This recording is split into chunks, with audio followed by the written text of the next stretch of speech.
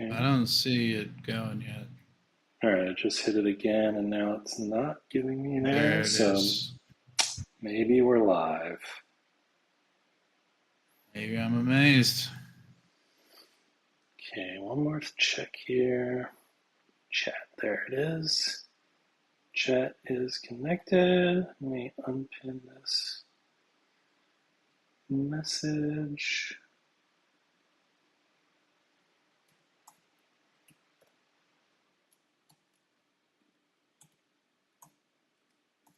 Hello. I've sent a message. All right. What? Herky McMaster. Maybe we're live. I'm going to give a second to see if, so you can see the video. I'm just curious if sound is coming through. There's Josh. Say hi to Josh so he can hear your amazing voice. Wait, I don't see him on here. He's on the chat. Oh, there he goes. Yeah, hey Josh. All right, starting up the chat on my phone, just in case I need it there. All right, Josh, tell us how we sound. So, let's see. Sounds good. Awesome.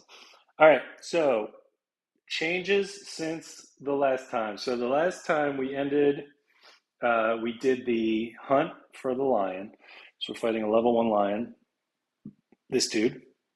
We found Our, Red October too. our tank lost our pants. And, On what? what was it? Oh, nothing. I just keep making Hunt for Red October statements. I like it. Yeah, me too. Have you ever been to Montana? No, actually. Okay. Maybe one day if you beat this campaign, you can visit Montana. That does sound good. I have a new With Sean webcam. Connery? You Well, with he's Sean? dead. No, he's dead. With the other guy, he's dead too. I get a new webcam just for this stream, and now I can see that it's a little pointed a little low, but I'm not getting up to mess with it.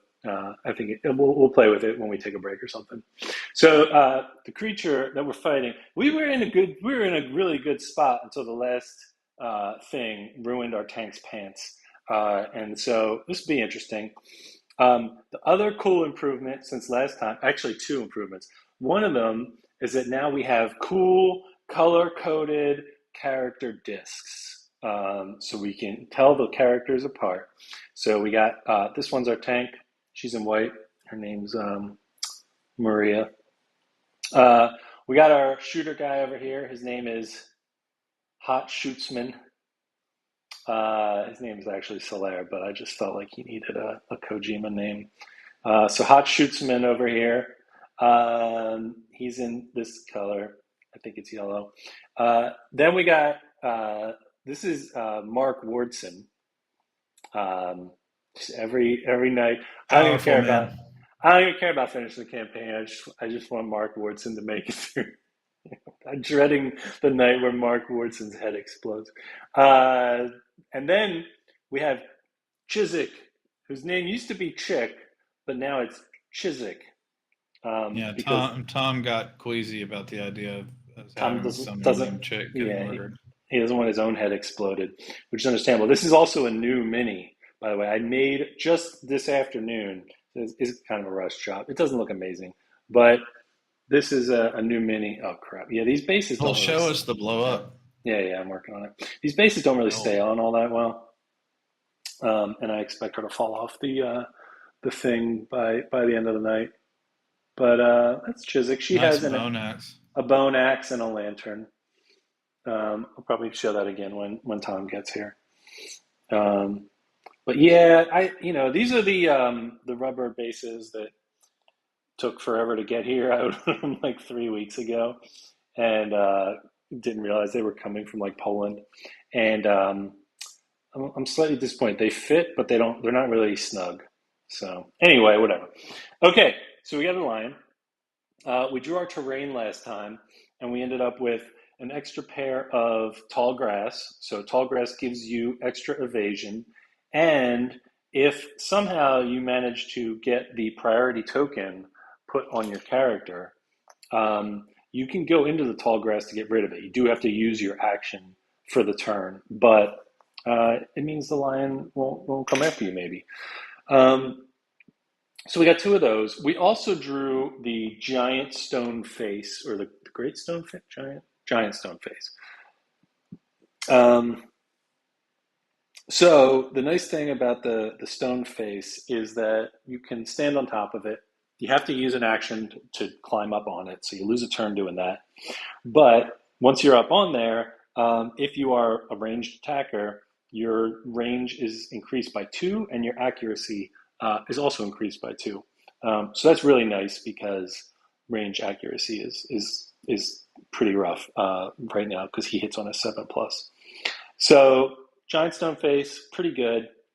The lion can climb up on it; it doesn't prevent you from that. And then other than that, I think that's it. So that's a giant stone face. I have just placed these here. Let me know what you think. We can change things up a little bit before we start. We don't know what the lion's going to do first. Um, so I just put us kind of in the front quadrant. We're all equidistant from the lion. Worst case would probably be if it drew something that was like choose a random target, and then who knows, it might go after anyone. So since we had some extra grass, I kind of put everyone in the grass to start with. So at the very worst case is at least you have some extra evasion to work with. So how do you feel about that? You want to start, or you want to move, change positions? Your two characters are over here. Anything else? That seems fine. You good with that? Okay, let's just make 1, 2, 3, 4, 5. Yep, 6. Okay, good. Okay, 1, 2, 3, 4, 5, 6. This guy is not in the right place. Do that. Do that. 1, 2, 3, 4, 5, 6. 1, 2, 3, 4, 5, 6. Okay, cool. All right, we're all set up. Monster controller will start on the tank.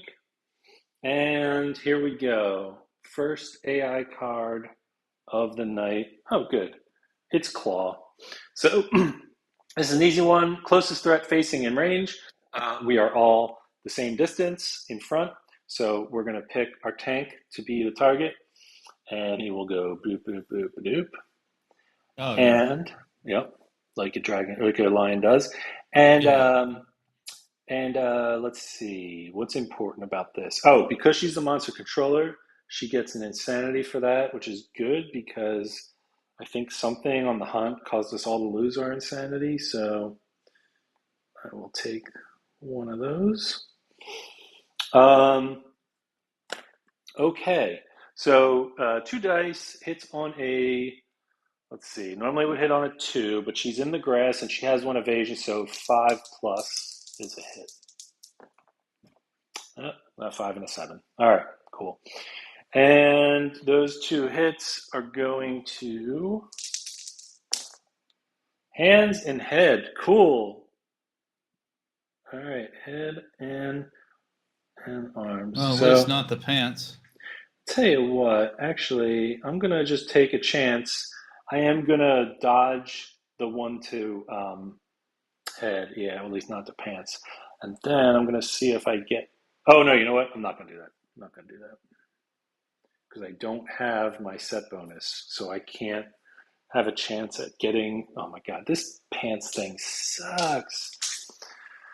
Yeah, she's not probably going to be able to like tank the whole fight. Really, like we're probably going to have to spread hits around a little bit, but we'll have to hopefully make good use of the grass and maybe dodge a few if we're lucky. All right. Anyway, Maybe we'll just kill this dude. that's the idea. So Yeah. that was it. Monster did its thing. Now, what are we doing? Well, what do you want to do? Because like I'm in position to get behind it with both of my attacks. So Yeah. what do you want to do? Well, I really. Oh, I don't even have the special arrow. Oh man, that stinks. Um. All right. Well, since Bogai doesn't even have the special arrow, we got to build that. Then I would say He's going to just climb up onto the face this turn so that next turn he can get the extra range and accuracy. So he's going to go boop, and then he's going to stay 1, 2, 3, 4, 5. Yeah, he's going to stay right there. And Tank will probably go last. Hopefully, not get run over by a lion. So, why don't you do your thing? All right, let's move Chiswick to back right Behind hand side of line. 5 spaces. All right, swinging. 2 dice hits on a 5 or higher. 7 and a 5. Boy, how well did I shuffle this deck? I Oh hope god. well. Oh god. Oh god. Please don't. Please don't charge me, bro. All right, those are your options. What do you want to do about them?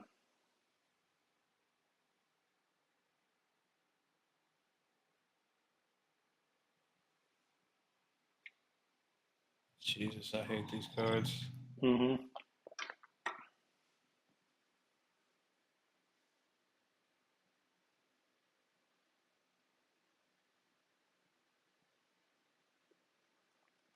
What do you think? Well, I should do the Beast Maw first. is that the one where it turns around and swings at you? Yeah, I mean, neither of these are good, Yeah. really, because roll 1d10. So if there's a brain damage, oh, it doesn't turn. Oh, okay. Well, Beast Maul is not as bad if you fail on that one. It knocks you down, but we can get you back up. The other one sucks if you miss it. So try not to miss that one. All right. Well, let's do Beast Maw first. All right. What do we got? A 10. No joke. 10. Wow. A critical wound. What's a critical wound do on that card? The blow destroys the White Lion's jaw. Persistent injury, no jaw. Affects some AI cards. Roll 1d10 on a result of 5 plus. The White Lion's jaw flies off its face. The attacker gains +1 courage and +1 survive. All right. All right, let's see what happens. A 3. Obviously, it didn't fly off. I think we did that last time too, and we missed. And I failed it last time too. Yeah. Yeah, but that's okay. No jaw. All right. All right. Take a no jaw. Here we go. Here we go. Another 3. McMaster, you're killing me here. I didn't mean to, though. Well, what's okay? Okay. Let me look at this character. Don't I have like something?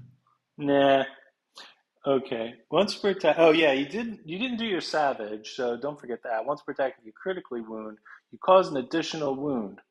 So that's cool. So we actually got 2 wounds out of that. But then the second one missed. Nice. So our tank is knocked down here, and I believe she takes grab damage, right? Yeah, it's at 1. Ugh, damage. Okay. 2 body. All right. So she's basically down to the same armor everyone else has.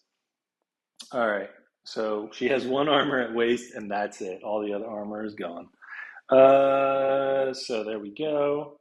There's a second hit location.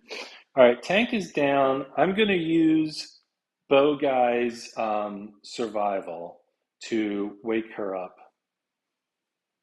And I have 2 survival on both of my guys. If you want me to. well, I did. You can grab the next one. I mean, he had 2 as well. So, but yeah, Okay, next making time. sure. Yeah. All right. So, I don't think Mark's going to be able to get in range.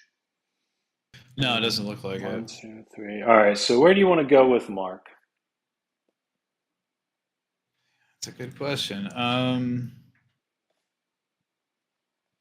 Oh, this sucks too because, like I want to put her here so that she can be in the grass, but that would make her not a threat. So, all right. Well, let's say we don't know what the lion's doing next anyway. What are we doing with Mark? All right, with Mark.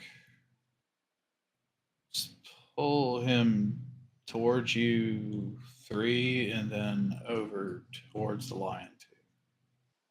Right there. Yeah, actually, yeah, right there. All right. All right.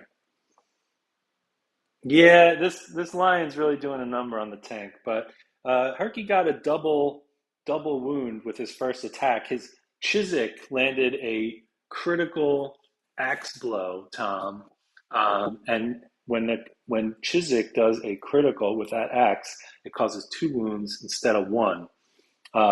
We didn't. I don't know if Tom was here earlier, so let's remember. Hold on, put a place marker. This is where. Here it is, Tom. This is the mini I made just before we got started tonight. There's Chiswick with her bone axe. I'll get a good angle on that. There's the axe. Nice. Well, there we go. That's our new. And also, we have colored rings now, so we can hopefully makes it easier to tell them apart with the overhead view. Oh, You're this is orange, Tom. Mark Ortson's purple. is that orange? I have other colors. I didn't know which one I wanted to do. Oh, that's purple. Because before they were red and blue, so to me that those were red and blue.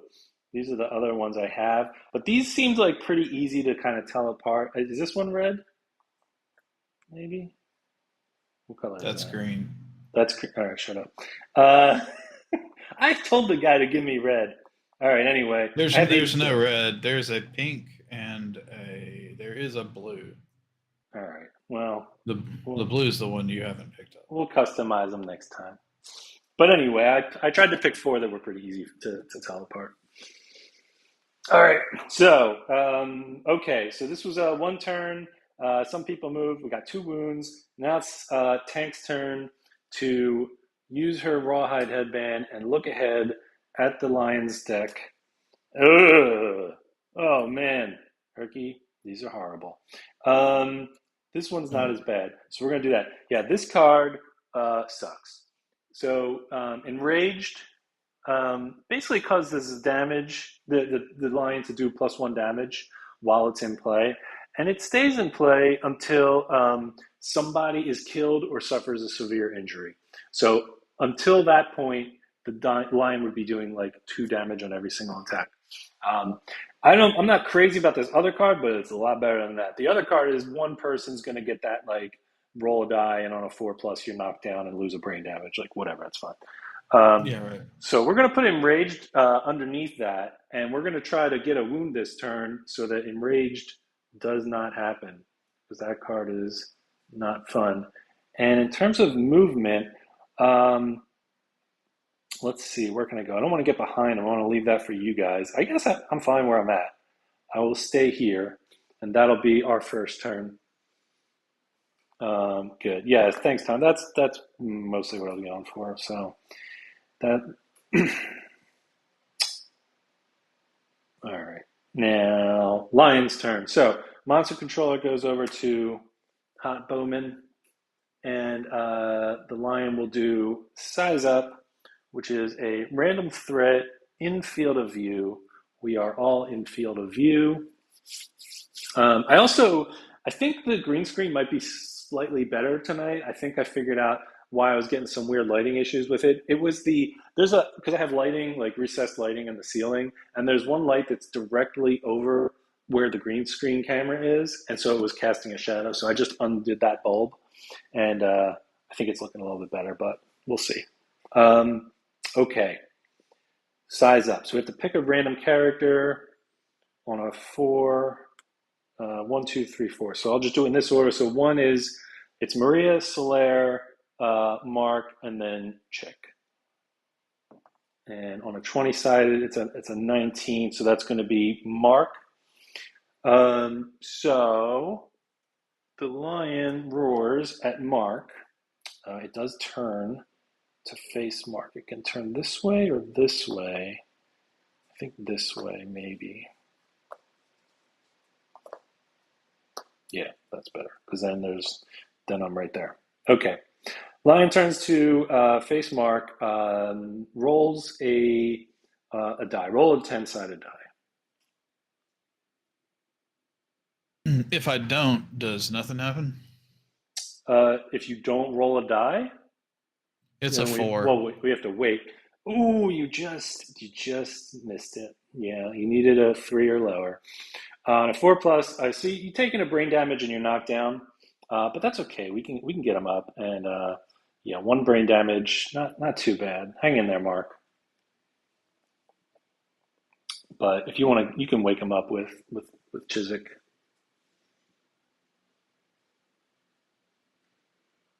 Yeah, Yeah. McMaster is in darkness when he's watching the game, and then when he goes to his website to roll dice, it lights up. We're going to work on that. We're going to work on. We're going to get McMaster a professional studio for, No, we're not. for his, you know, postage stamp size picture that's on the screen. Okay, so that's it. That's Lion's turn. All right, we got to get rid of Enrage. That card is the worst. Um, we'll take a shot. Let's try this guy. Should I try this guy first? What's the worst case? If I try this guy and he misses and the lion ends up charging forward or attacking him, that could be bad. Um, do you want to wake up this guy first and try doing your attacks? Because you Yeah, can, can I wake him up and still move and yeah, attack? yeah, because you're going to use survival for that. So that's like Okay, yeah. outside your turn, and you don't even All have to right, use the yeah. survival on your turn. All right, so she's going to spend Oh, 1 okay. survival. Yeah, you could do it. Yeah, you could. If you just throw it in whenever. All right, Chiswick's bringing up Mark Orson. Yeah, brain damage is bad if it gets through the insanity armor, and then you have like 1 like built-in brain damage armor. So if it gets through that, then and you get hit again, then it's It's a, real a, bad. a roll on a table, and you get like You some don't want kind that of roll. yeah. Some of them are pretty bad. I don't think any of them kill you, but some of them may as well because Might as well, yeah. you know. All right, so Chiswick spent 1 survival. Who's going to go? You know, either one can go first, and she can get All right, behind let's it. move. Yeah, all the way back. Yeah, let's Actually, they move. both they Let's do both that. can. Yeah, because she can Yeah, 1, 2, 3, 4, 5. but we need And, to do hers first. Yeah. yep. All right. So 2 attacks, hitting on a 5 plus. 8 and a 10. Oh Jesus. my god, this guy. I wish that I could fucking roll those on damage.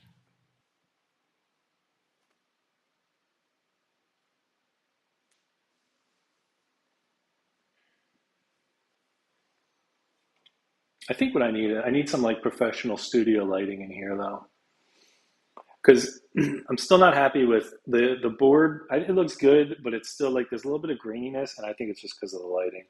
And the lighting I have, if I crank it up, it just washes out the board instead of it's just like an LED light. I think I need like a real lamp down here. All right, what are we doing? All right, let's do the knee first, I guess, right?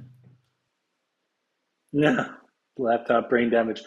Um, so brain damage. Everyone has 1 built-in brain damage armor plus your A insanity. 7. And so if it gets through that, good job. There goes enraged. If it gets through that, and that was this one, right? The knee. Yeah. All right. If it gets through that, then you take another brain damage. And you have to roll on a table, and some of those are pretty bad. Another 7. Wow, double wounds. Chiswick is like not having it tonight. Yeah, not a crit, but also not something horrible happening. Yep, now we'll take that. All right.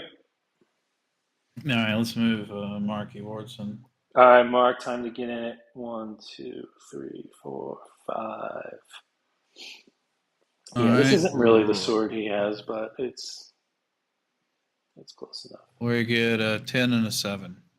10 and a 7, so he hits on a 5, so that's 2 Oh, hits. well, that's good.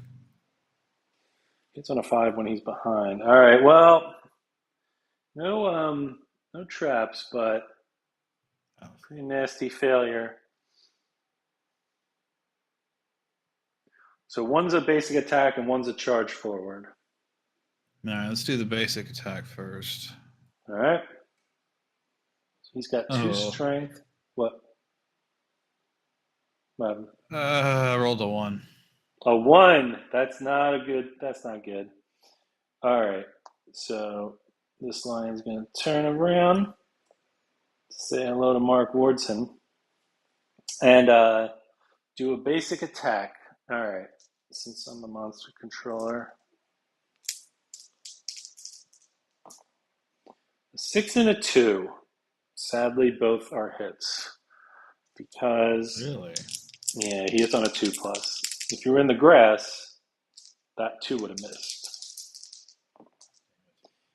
Double hands.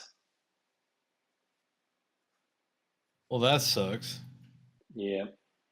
Mark That's the only Wardson armor I don't have with that does on that not guy. have hand armor. Yep, so that's going to be a knockdown. Can't I dodge or something? Not on your own turn. Oh. Can't use survival in the middle of your own attack.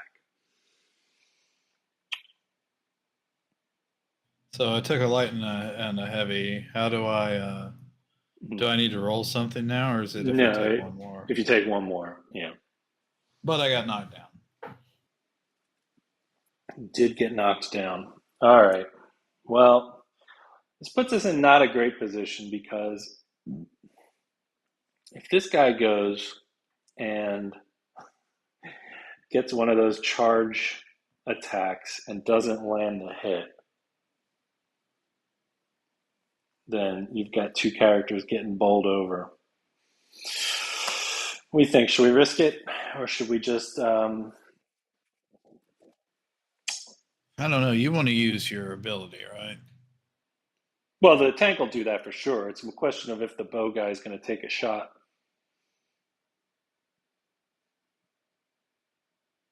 Yeah, sure. Why not? All right. So because he's on top of the giant stone face, his accuracy and range are increased by 2. So his normal accuracy is 6, 1, 2, 3, 4, 5, 6. But up on the thing, he gets another 2, so that's enough. He can shoot from there, and plus 2 accuracy, which is what's he need here? He needs a 7 normally, so he needs a 5. Cool, 3 and a 4. All right, good job, Bowman. Perfect. Cool, cool, cool. Yeah, not a great start for Mark. All right, so Tank is just going to look ahead, and let's see what we got. Those are hard. Okay, so we have the heal. Um, that's not cool. Oh man, no No, wounds. the heal No. is not cool at all. Yeah, he's going to run away and heal up, and then he's going to keep doing that until we stop him. Right, which is the worst. Yeah, sucks. The other one, though, bad news for Chiswick is called Revenge. The target is going to be the last survivor to wound him, which would be Chiswick. And is it And just a regular attack, or what is it? now, oh man, it's so bad. Okay, yeah, there's nothing about this. It's good. Um, yeah, these are both terrible. In either case, the lion's gonna like grab or is gonna run away. So this is going to be tough. So in the case of Revenge, it attacks 2 attacks. They do 2 damage each.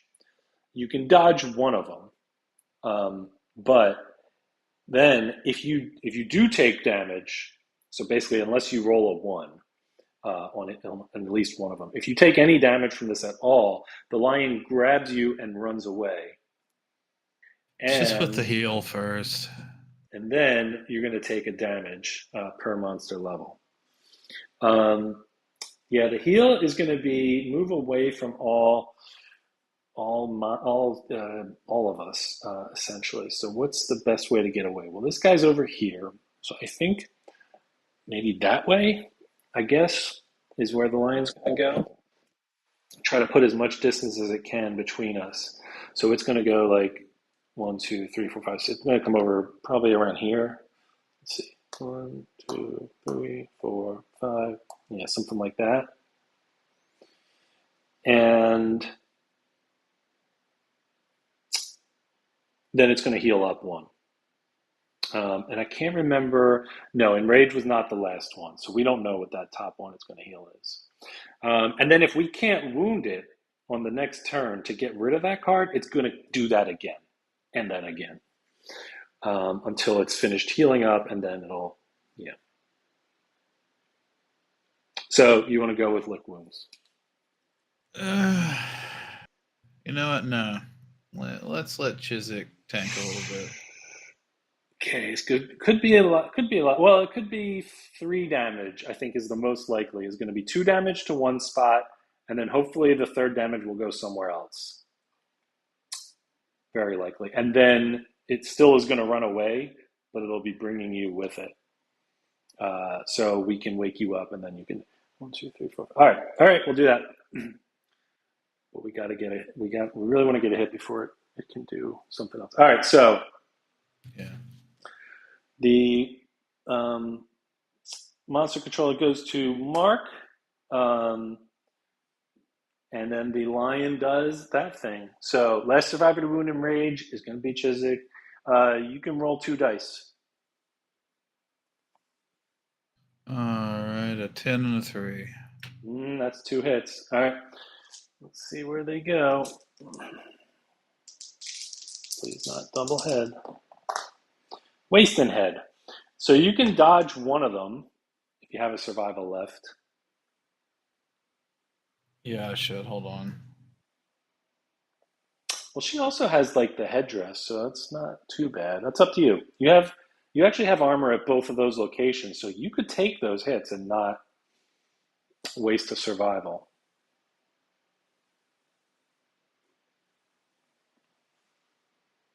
Yeah, I think I'll do that actually. Okay. But now the lion is going to grab you, move away from all threats. So I think 1, 2, 3, 4, 5, 6 seems a pretty fair way to move away from all threats. And I guess he would face this way.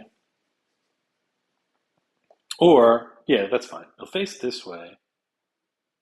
And then we put you knocked down in front of it. So we'll at least put you in the grass. And then you take a damage. That goes to hands. And that one you can't dodge. I guess it could have been worse. All right. So the next thing, all right, so that's the monster's turn. Monster's turn is over, which means Mark can stand up. 1,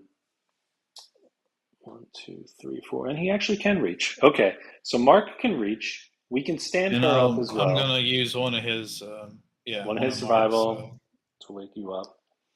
And then if you want, she can even he doesn't have to go now. If you want her to move out of the front, you can go right back to Chiswick. Yeah. Mark, yeah, let's just go ahead and bring Chiswick around. The real Mark Wardson arrives. What's up, Mark? All right, rolling. All right, 2 rolls. 5 and a 4, 1 hit. That's 1 hit. Ooh, not a trap.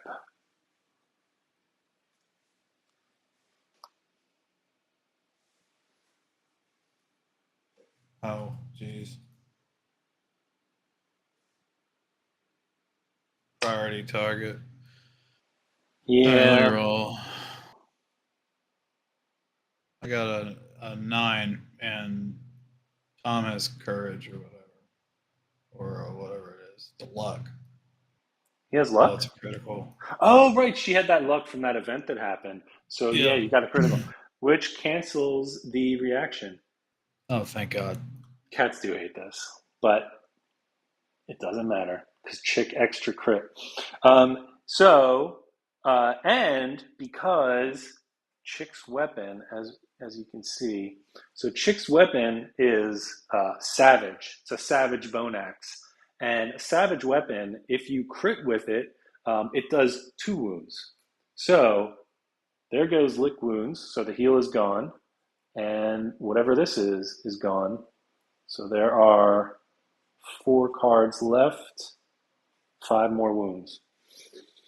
Okay, so because it was a crit, the wound reaction doesn't happen, so no priority token for you. And the lion's knocked down, oh, nice. Okay, which is so huge. it is really nice because, yep, and when it's knocked down, all you need is a 3 to hit. And Oh, we're gonna all wail on this son reactions, of a bitch. yeah, all reactions are canceled. So even if you like fail and it's like the lion charges for, like, nope, nothing happened. Now, I have to say it, and probably saying it's a bad idea, but the lion will stand up if we draw the trap. Okay, yeah, of course. Yeah, yeah, yeah. Okay, but don't do that. Just don't do that. Yeah. All right, Mark. What's Let's Mark doing? let's start. He's moving in there. It's gonna bird dog 1, a bit. 2, 3, 4, 5. I'm assuming you want to be behind, right? Yeah. Actually, it doesn't matter, but yeah, because It it's a doesn't 3. matter.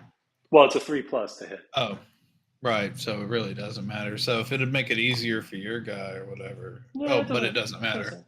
Yeah. I have a 5 and a 9, so 2 hits. All right, then we'll keep you there. Not a trap. Not a trap. Okay, not a trap. Okay, so no reactions. So this failure will not happen. So there's no negative consequences here. Just All right. I guess we'll do straining neck first. yep. I There are. rolled a 6. Am I covering?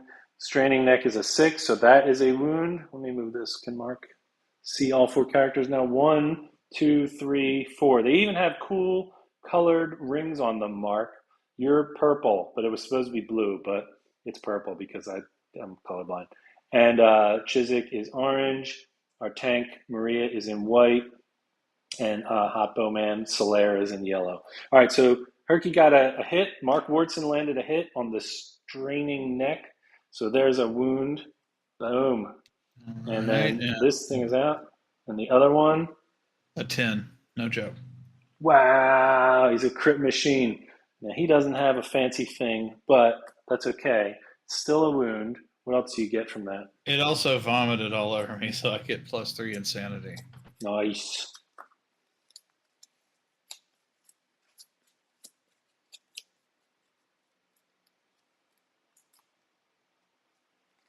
So there is your crit. You got your insanity. All right, now there are 2 cards left.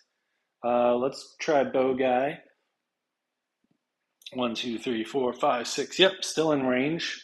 So he gets 2 dice and hits on a 3 plus. 3 and a 7. Oh, thank God. Ugh, no trap. Okay, good. All right, let's get rid of this. And we got the boop and the boop. All right, that goes back. We're going to start with the top one. So he needs a 5. That's an 8. He has no luck, so that's just a normal wound. Pop. And then we got the beast chest. That is a 7. Poop. So that is also a wound. Herky McMaster, we are down to the last wound. Jesus. Maybe you're a swing with your tank. Huh? Yep, you should go for it. Let me just see. Let me see something here for a sec.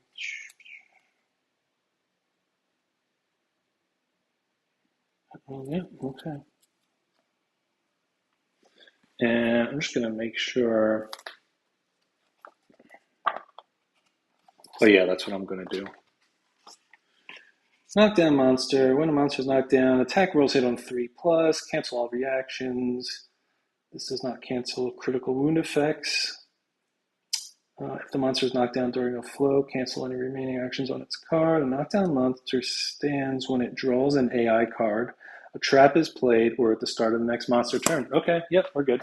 All right, so there's nothing to look ahead, so there's no reason for her to use the Yeah, three, the four, ability. 5. So I'll have to attack from here because she can't get in front. So she has no weapon, which means she's just using Fist and Tooth. So that hits on a 3 in this case. 1 miss. And 1 soft belly. Now she needs like an 8 to hit though because she has no strength. So that's a 10. Holy crap. That is a dead lion. So it's a critical wound, and we gain a random white lion resource for it. So, Jesus. Beat the shit out of that lion. yeah, we really did.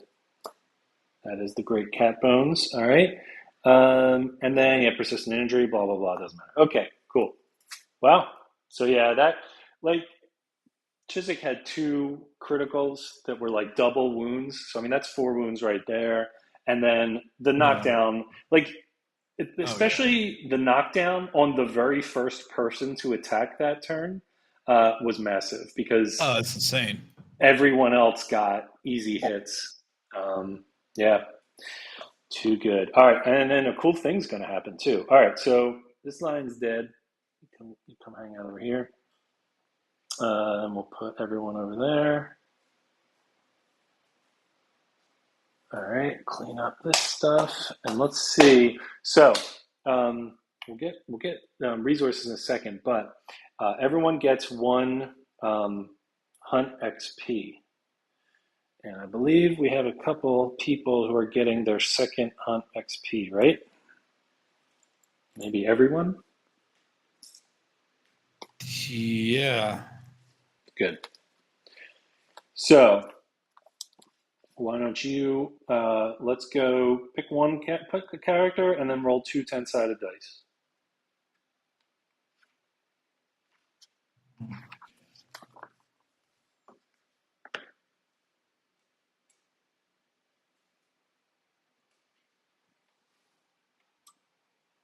Where the hell to put my XP? All right, so I'm sorry. Pick a character and roll. What? 2 10-sided dice. Okay. I guess 1 20-sided die. You're going to add the numbers up. Add them up. 6. Okay. Wait, what character was that? Oh, Chiswick. All right, so for leveling up, Chiswick gains +1 permanent strength, Damn. which is not bad. Now, once a Mark character, Ortson? yeah, before you do that, so once a character hits hunt level 2, where they get that little checkbox or that solid border box there, the other thing that happens in addition to this roll that you're doing is you can now set a weapon proficiency. And you set it before you leave, but I mean, it doesn't matter. Sometime before we leave on the next hunt, you can set the weapon proficiency. And so what weapon proficiency does, it's like basically a second track on the bottom. Let me just make a quick note here, and I will show it on the thingy. All right, yeah. So because you hit hunt level 2, you now have activated weapon proficiency. And so with weapon proficiency, you pick a weapon, and every time you go on a hunt and you get a wound with that weapon type, you get like an XP point in that weapon. So you're leveling up your skill with a weapon, right? And there are 2 milestones on weapon proficiency. The third point you get, and you can only get 1 point per hunt, but when you get 3 points in weapon proficiency, you become a specialist. And I have some cards here, I'll show you. And you get like a passive effect every time you use that weapon. So it just makes you better with using that weapon. So just as an example, what do we have here? Chiswick's got an axe, right? So let's look at axe. This is a nice one. When you get to level 3 with your axe, once per attack, if you roll to wound and you fail, you get a reroll. So Oh, that's nice. yeah, You roll on one of those really bad failure things, and you fail it, you get another shot at it. So that's pretty cool. And then if you keep going with this proficiency, and you can change it. If you do, you'll just lose all of your points, and you'll switch over to the new weapon. But if you keep going with that, and you get all the way to the end, what's that? 3, 8? I think it's 4, 5, 6, 7, 8. Yeah. If you get to the end of the track, you become a master of that weapon. And what it says is, if you attack a spot on a monster where the critical wound has one of those like permanent injury things on it, even if you get a normal wound, it counts as a crit. So basically, if you can chop off a piece of the monster, you will chop it off. That can be pretty good. I mean, there are some monsters where that doesn't do much because they don't have many crit hits, but still, for hunting things like blind, that's pretty cool. The other thing that's neat about weapon mastery is that if the camp has a master of a weapon, that basically says like they're so good that they make everyone in the camp better at that weapon. So anyone else in our camp who uses an axe gets the specialization for free because we have an axe master. So if you bring in like, you swap out another character for one fight or something like that, and you give them an axe and they're just like a level 1 character, they still get the specialization. They get the rerolls on the wound fails. So that's axe. Wow. With the weapon specializations, there are some that are better than others.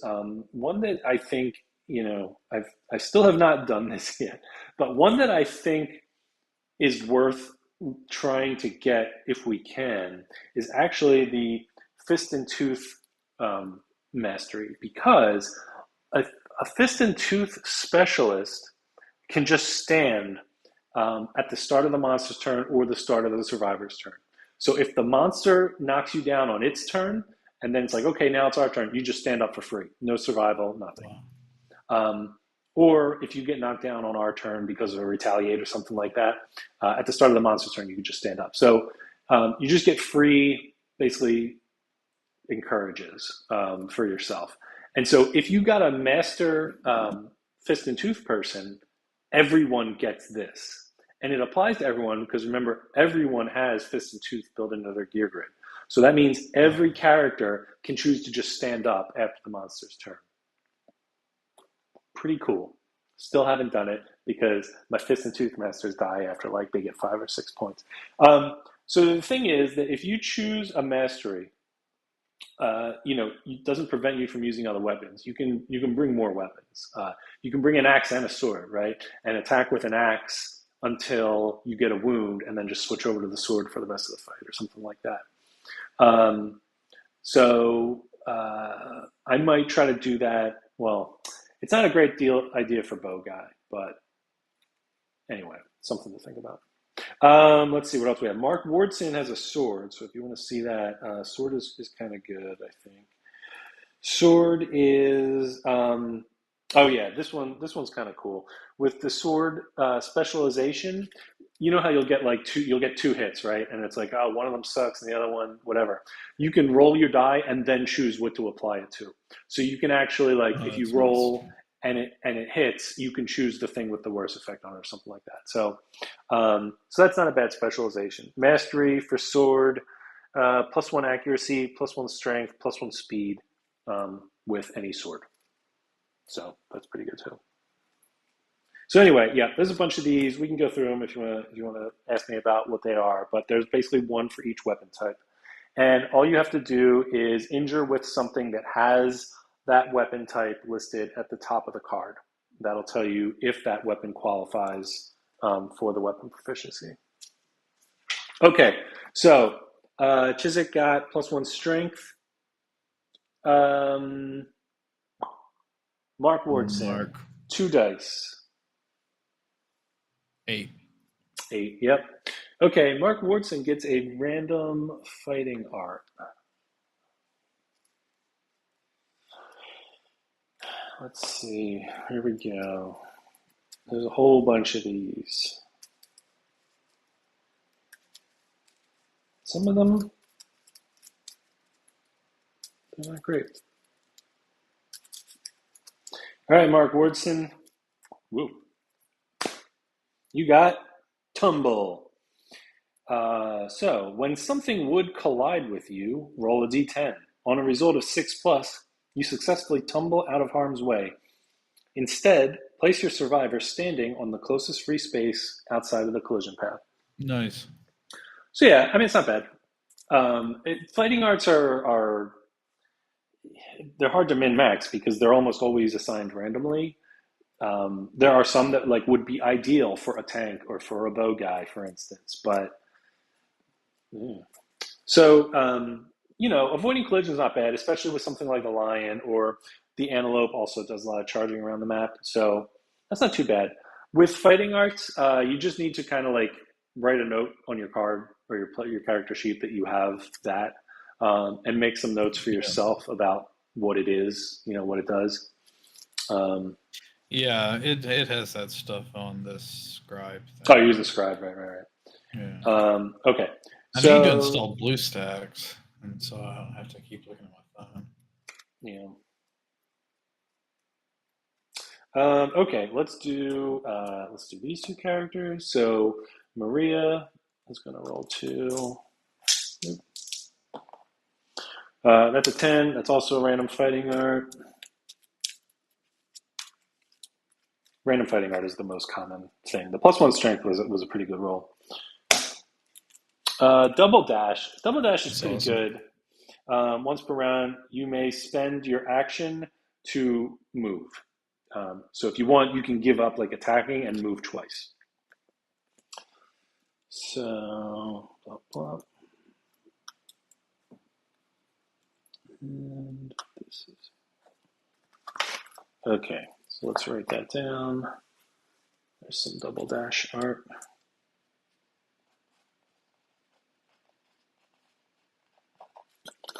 Okay, and Hot Bowman.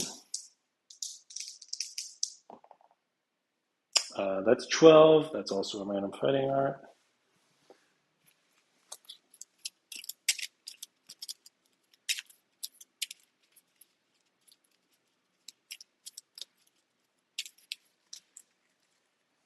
Mm-hmm.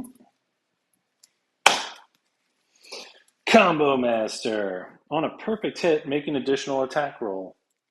Oh wow.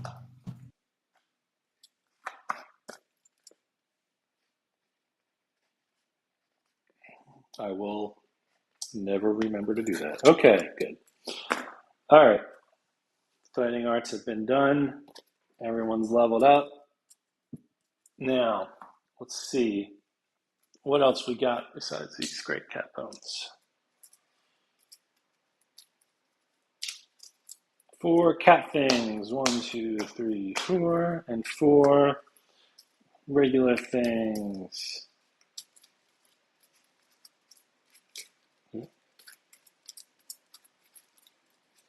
1, 2, 3, 4. Regular things. A broken lantern. Oh, there we go. Herky McMaster. It's time for love juice. A lot of Oh bones here. shit. A lot of bones. And from the cat. No cat eye. No lion claw. Very disappointing. But some hides. We can get the tank her pants back and maybe make a piece of cat armor for somebody or something like that. This is okay. Maybe we can. Oh, you know what we should innovate is probably what we should do. But all right, we'll get to that in a minute. So these are things that we have. There's going to be maybe a baby coming up because we haven't done that yet. That'll be potentially very good. Okay. Plurp. So, second lion, dead. No special events this year, but we do have one normal event. Let's hope it's not too bad.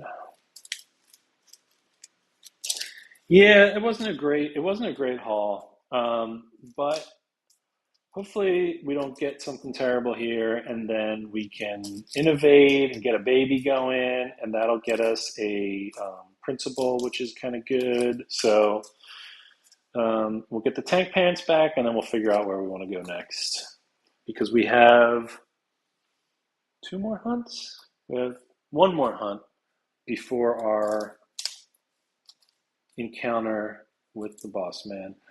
All right, let's do this. Bloop, it's a 12. 1, 2, 3, 4, 5, 6, 7, 8, 9, 10, 11. Please not murder. Okay, this one is complicated. Glossolalia. Wait, is that a real word? Is that a real word? All right. Oh man, this one sucks. Okay. Herky, tell us what Mhm. happens.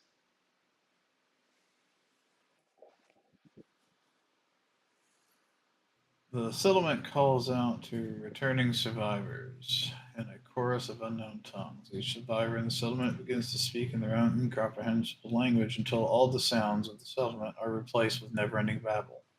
Nominate one survivor. Speaking in tongues. No, nominate a survivor. Does it have to be a returning survivor, or can it just be It a just survivor? says it just says nominate one survivor. All right. Should we nominate someone? We have several unnamed survivors. I don't know how bad this might get. So let's see. Survivor. Oh, God. Um, endless babble. When you depart, you may not encourage. I'm not crazy about that. I would say let's pick a rando person. Yeah, okay. So I knew Tom would know. Okay, so we have who do we want to pick? Let's at least give this. I mean, we're going to nominate them for event. They should have a name. You know what I'm saying? We can't just nominate blank person. So what's a name we should give to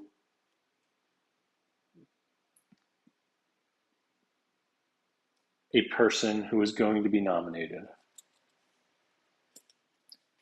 How about Alex Chapman. where is Alex Chapman? How come he hasn't I been in don't know. here? We want to go with Chappers? Let's go with Chappers. That way, let's put this on a voice space. I mean, if Chappers dies, it's not too bad. If Alex Chapman dies, that's pretty bad. Okay, so roll a thing.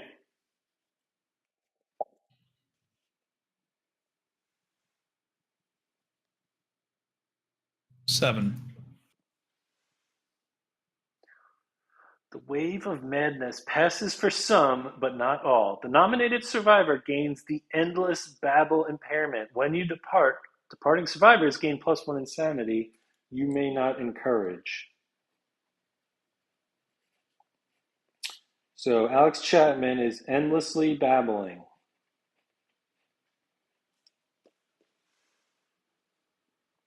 Okay, that's that. All right, that wasn't too bad. Everyone spoke in tongues. Alex Chapman got a little carried away with it, um, but there are some lingering effects. So we aren't allowed to use any science endeavors or education endeavors, none of which we have available anyway.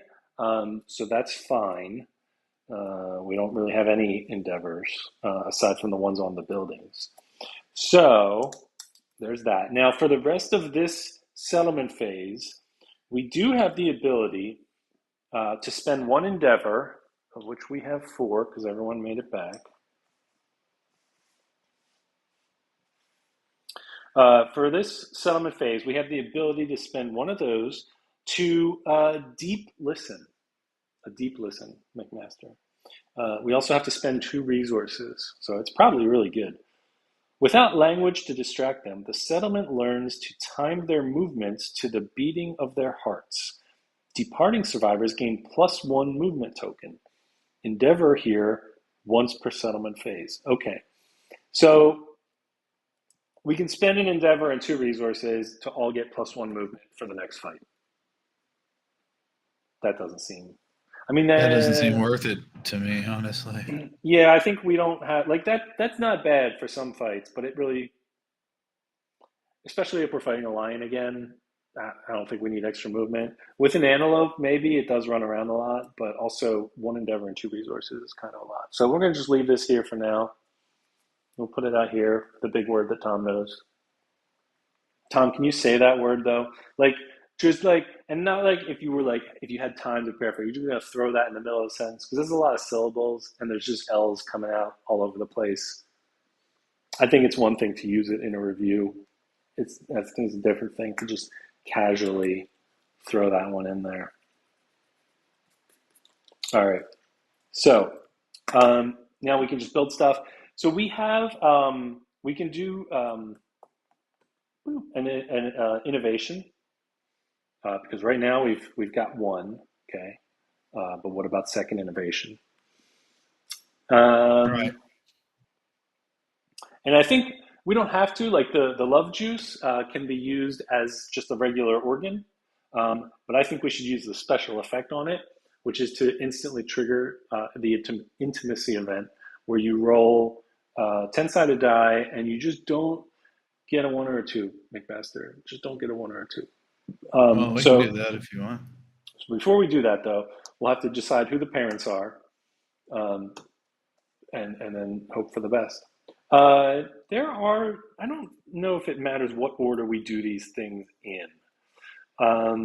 Let's maybe, do we want to innovate and try to get a new innovation going? Hopefully, maybe either some more survival limit or unlock another one of the survival abilities or just something good. Sure. So to do that, we need. Do we have anything left over from last time? We do not. We used everything. We need 1 endeavor, 1 bone. Here's a monster bone. We need a hide. No. I guess a lion tail. I don't think there's anything specific we need a lion tail for at this point. Let's just take a quick look. Lion tail. Lion tail doesn't do anything special. Okay, we don't need a lion tail. So we use the lion tail as the hide, and then we need an organ. We have the sinew here. The only thing significant we get out of that is the bow, and we already have a bow. So I think it's okay that we use that thing. Man, really wanted a lion claw. Okay, so we're going to spend all this stuff, and we're going to innovate. This is our innovation deck. We're going to shuffle it up, and we're going to pick 2 and choose 1.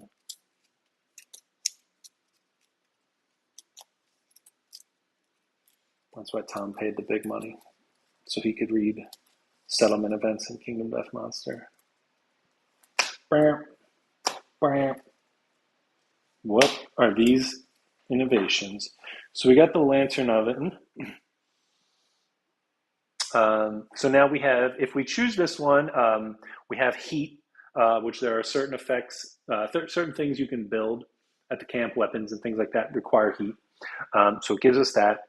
It also means every time we go on a hunt, everybody who leaves on the hunt just gets +1 survival for free. Our other option is paint. The settlement swells with creative energy. All survivors gain the dash survival action. So you can spend 1 survival to dash and basically take an extra movement.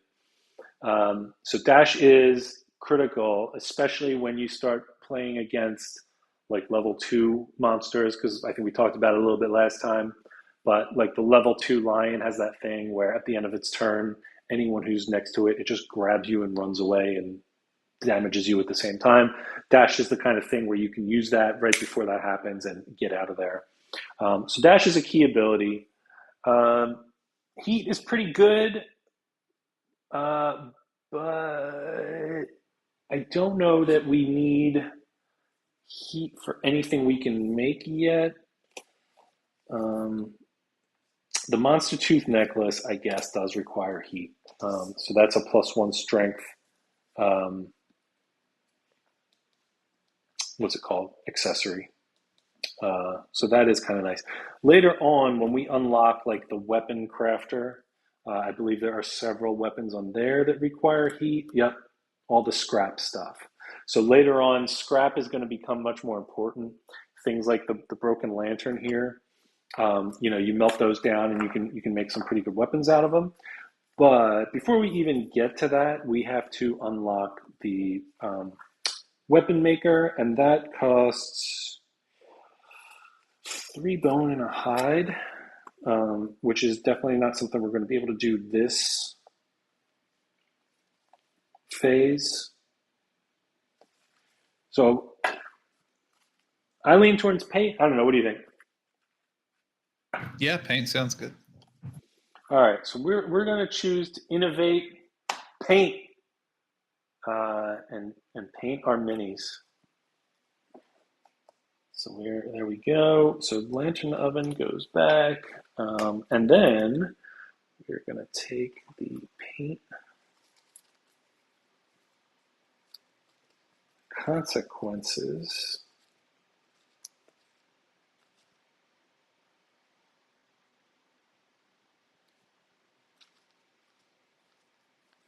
What are the paint consequences? Face painting, pictograph, that's a pretty good one. Sculpture, oh, another good one. So these are things we could get in future innovations now. Okay, so that's all of that. These things go back. All right. So, should we do something with this love juice? Oh yeah. We need 2 parents, Herky McMaster, and things can go wrong with babies. You may have guessed that our medical facilities are not the best here, Yeah. so we got to be careful who we nominate here. Now, this could be a good. You may as well nominate. We've got like who do we have? We have our characters from before who, for one reason or another, we chose not to bring with us. Leona got fear of the dark, so she's not allowed to go on hunts anymore. So I'm going to say we nominate Leona, because what else is she doing? She's not allowed to fight, so she may as Being well afraid of the dark. make some babies. And we need a dad. We need a dad for Leona. We have, aside from the characters we actually played with, we have Alex Chapman, aka Chappers, or we have 2 other unnamed dudes who can try to make the babies. We will not paint the baby. So I'm going to say Leona for the mom. Who should be the dad of this baby? Oh, I don't know. Who do you think? Do we want to make it Chappers?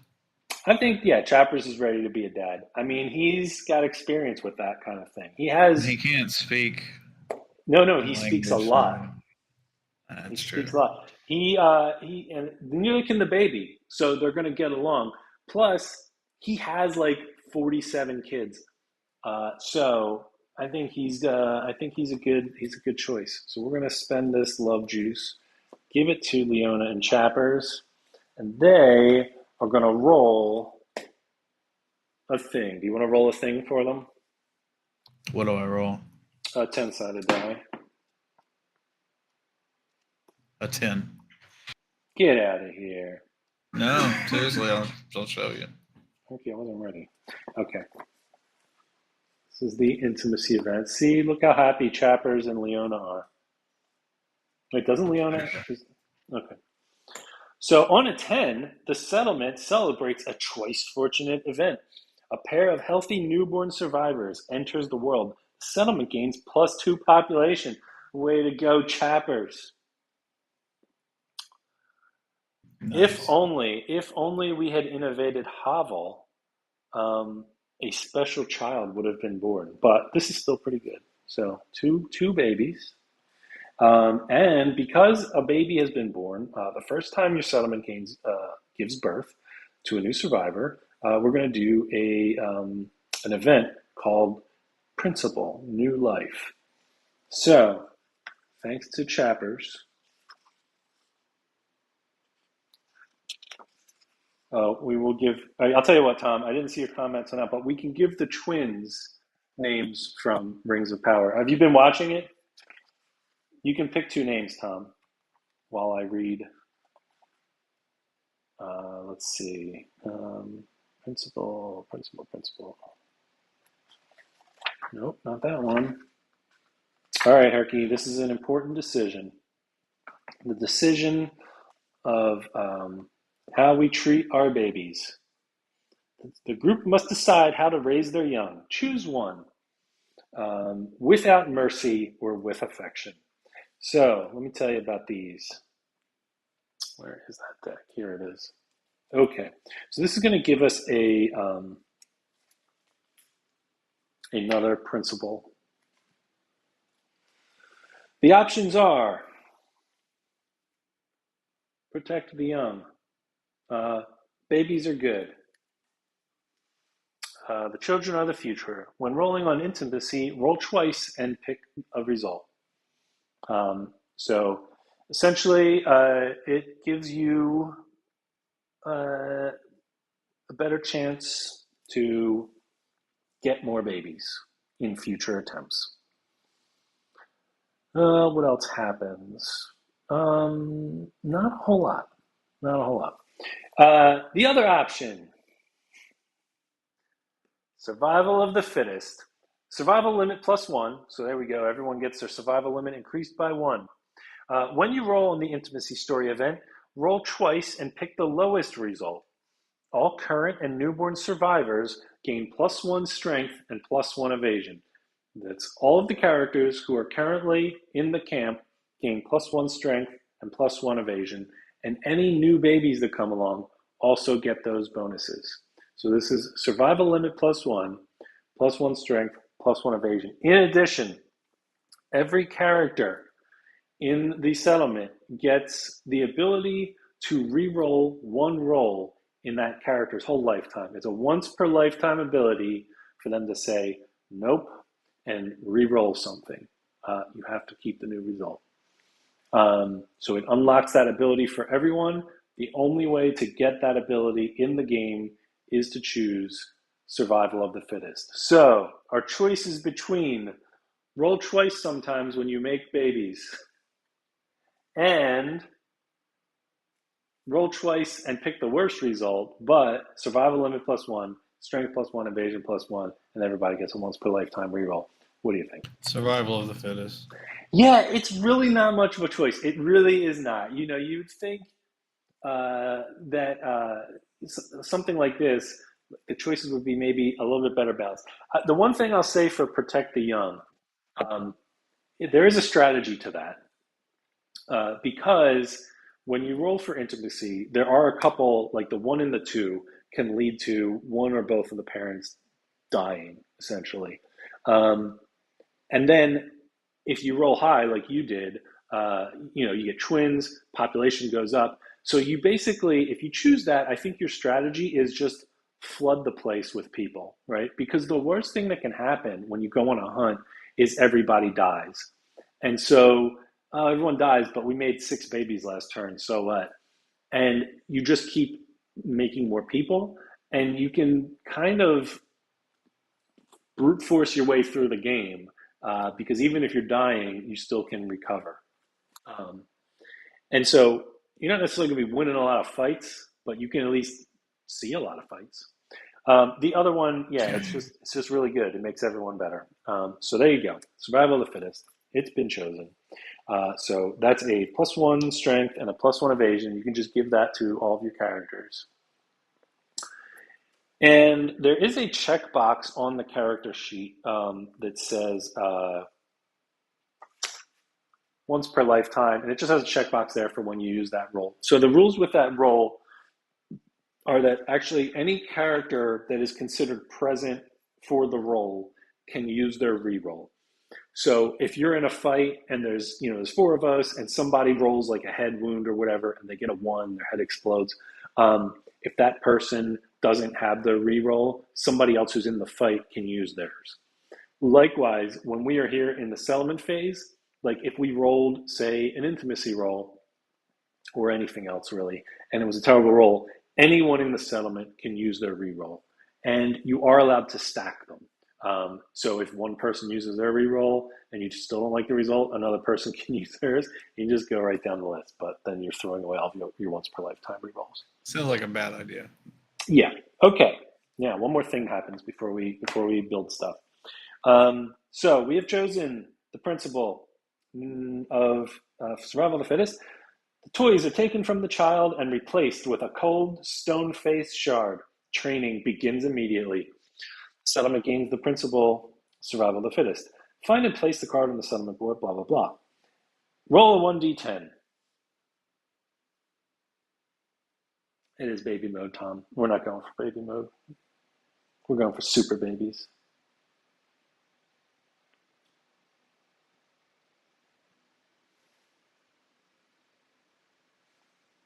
Did you roll? Oh, I'm sorry. 4. Okay. The settlement celebrates with a rowdy party filled with tests of strength and triumphant roaring. The parents each gain +1 permanent strength and +2 insanity. They must skip the next hunt to recover. All right, so Alex Chapman, superhero, super dad, super talker, and +1 strength. So good for him. +1 strength. Where's Leona? Also +1 strength. Still afraid of the dark though, so who cares? And they both have to skip the next hunt, so I'm not going to bother writing that. We just won't take them. Easy enough. Okay. Top. Done with that. All right. So here we go. Survival limit. No, that didn't go up. It was paint that unlocked. Dash. So everyone now has the dash ability. I'll find that later. But we did get a survival limit +1 from survival of the fittest. So we'll write that down here. So our survival limit is now 3.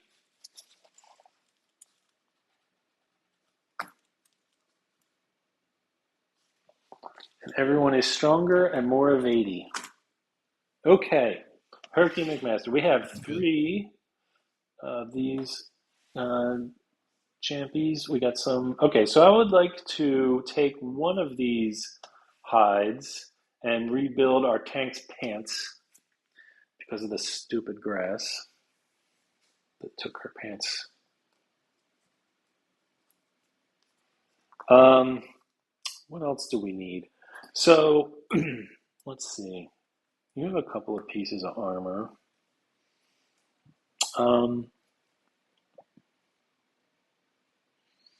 We also need, what do we need? Before we fight the butcher, we do need bandages, which costs 1 hide. We can wait on that though, if we want, and get some more armor for one of your people.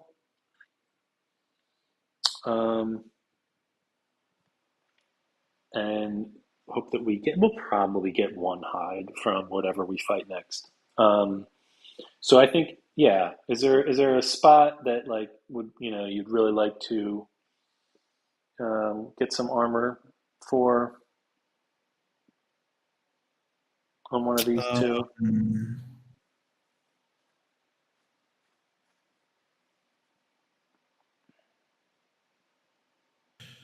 Yeah. I guess Chiswick could use some chest armor. Okay. Well, let's do that then. How much do we know about the upcoming fight? We haven't decided yet what we're fighting. There's still things we need from the lion, and then there is the screaming antelope, which we haven't fought yet. We can look at that and see what we can potentially get from it. Let's see, rawhide vest. All right, there we go. So Chiswick gets a rawhide vest. Boop. Just gonna put that here. I would like a weapon for our. Well, does it matter? What we have? We have 2 bones left, including the great cat bones, which we could use for a spear. So if we get a lion claw, but we need a couple of lion claws. That's the problem.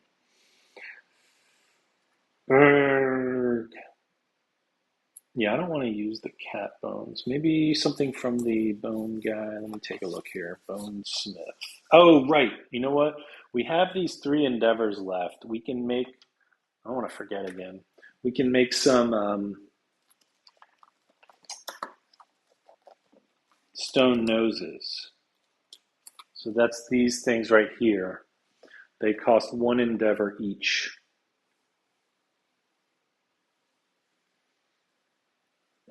So not too bad, just to get some survival and insanity going. What else can we do with these? We can give out some XP. We can try to make more babies.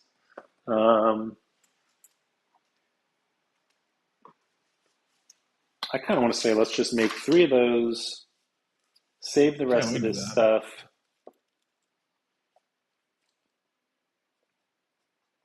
Did we get names for these twins? Tom has been screwing around. Mm-hmm. Yeah.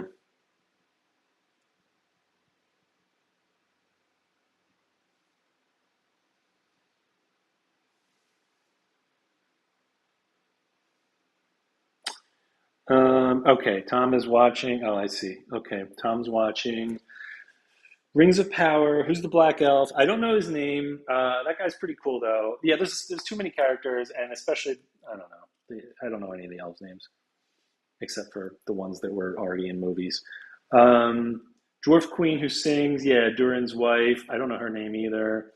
Ship Captain is Isildur's dad. Um, that guy's all right. Um, okay, we're gonna name him after the elves. All right, fair enough. So we got Elrond and Galadriel, children of chapters.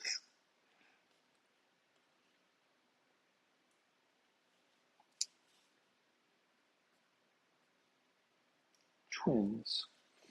Okay.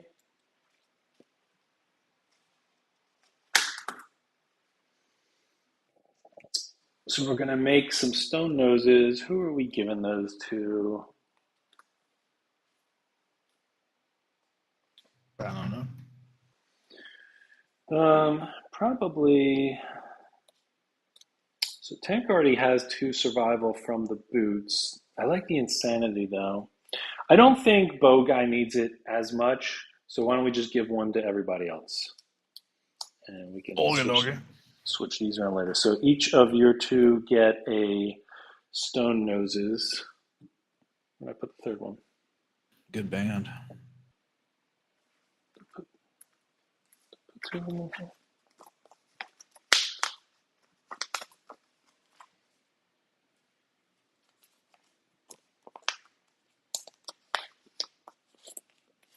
Where did I put the 3rd one?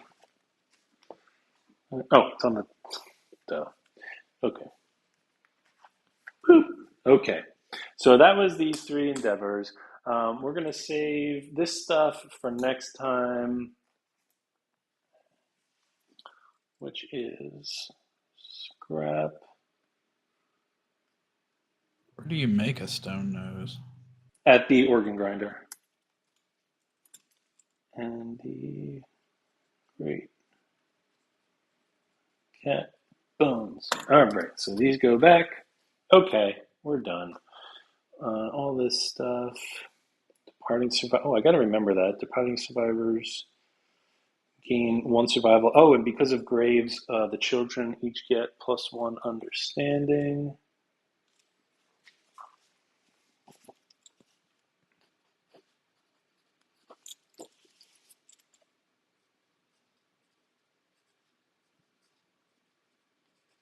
Okay, got that. All right, all this stuff goes away. Done with these. Done with glossolalia. Nailed it. Yeah, for real. Okay, what do we want to do now?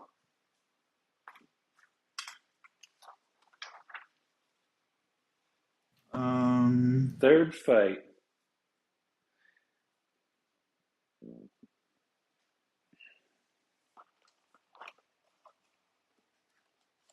That was our third fight.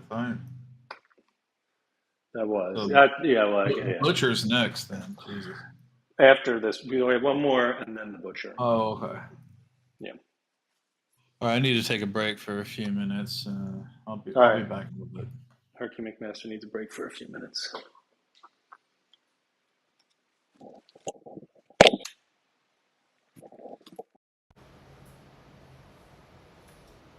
All right. All right. What do we want to hunt next? So the options are lion and antelope. So lion, like it does get a little boring to fight the lion over and over, but there are still good things we can get from it, and we're getting really good at killing it. So the good things we can get from the lion would be the arrow, the special arrow that Bowman can fire once per fight. And if he hits with it, doesn't even have to wound, it just has to hit. But I think it's a 6 or higher to hit. So it's 50-50 chance, as always, that if you hit with it for the rest of the fight, the monster is is one easier to hit. So everybody else, when they roll to hit the monster, they need one less than normal. So that arrow is really good to have. We need a lion claw to make it though. We haven't got a lion claw yet, so we're still waiting out for that. The other thing that we can get from the lion that's really good is the cat eye circlet. That lets us look ahead on the hunt locations, or the hit locations, and see the next 3 and put them back in any order. That means that we can kind of scout ahead for traps and try to, keep pushing them down so we don't draw a trap. It also makes it easier for us to feel like, to know basically when it's safe to roll to hit. So those are 2 good things. From the antelope, I think its armor is pretty good if you're using a spear, but we're not really using a spear. Mostly, I think the reason to hunt it would just be to see something different. It does have some weapons. Where is let's look at the shop for antelope guy. What's that called? The Stone Circle.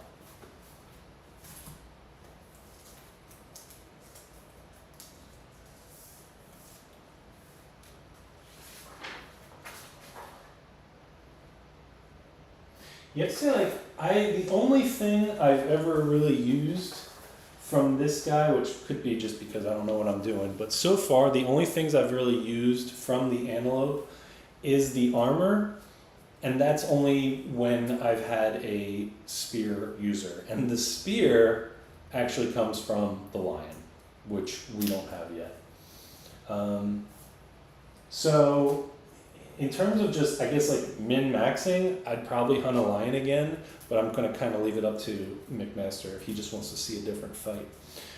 This is why I was tempted to add in actually an expansion. I think it's one of those expansions you can add in right away without complicating things too much. But the first expansion you typically add is the Gorm. The Gorm. And the Gorm is something you can fight at this stage of the game. We even fought it successfully as our first fight after the prologue. And the Gorm, I know, isn't it great? I love it. It was really freaking me out because the lighting was just causing issues with it when I was setting up earlier. And I spent like about 20 minutes trying to tweak it. And I think it's looking pretty good at this point. But the Gorm has some really good equipment. So in that case, like it's more compelling of a choice between Lion and Gorm. The antelope, I don't know. It's doesn't seem as rewarding for the characters we're building at this point.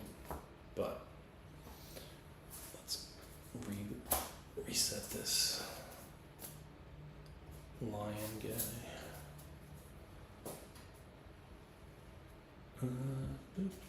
These. All right.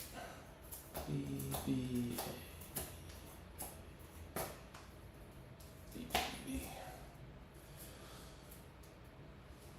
Yeah, the spirit is really nice. So the expansion ones are different. With the Gorm, you can add it at any point in a campaign if you'd like. There's a event that you do.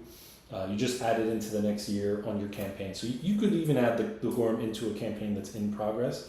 They have rules for how to add it in if you're already in progress, and then rules for if you're starting out with it in there. But it's pretty much the same. The next settlement event, or the next settlement phase you do, is going to start with a customized event for the Gorm that introduces it and makes it available as a quarry. And then when you choose to go hunt, you just choose to go hunt the Gorm. So it's that simple. Some of them, though, are more complicated than that, where they have like, some of the expansions are things like the Gorm, where it's a quarry, kind of like the lion or the antelope, where you can fight it over and over.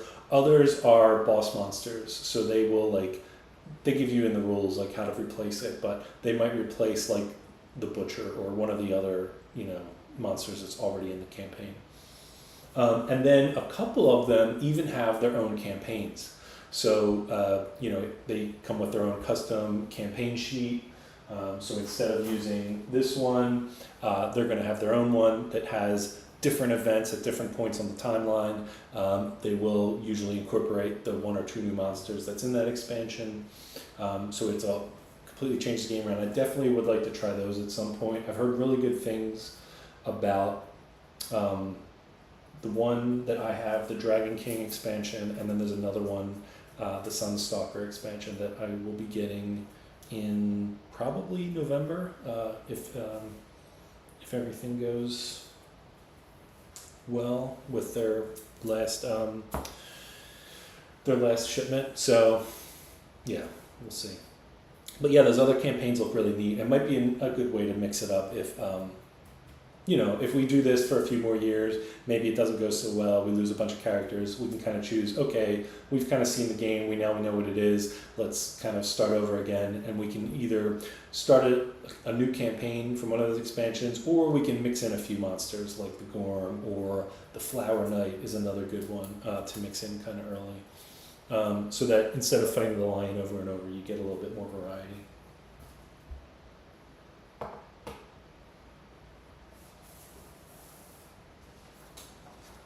But I just built my Gorm a couple of days ago, so he's ready to go. He's he's not 100% ready. I want to do a little bit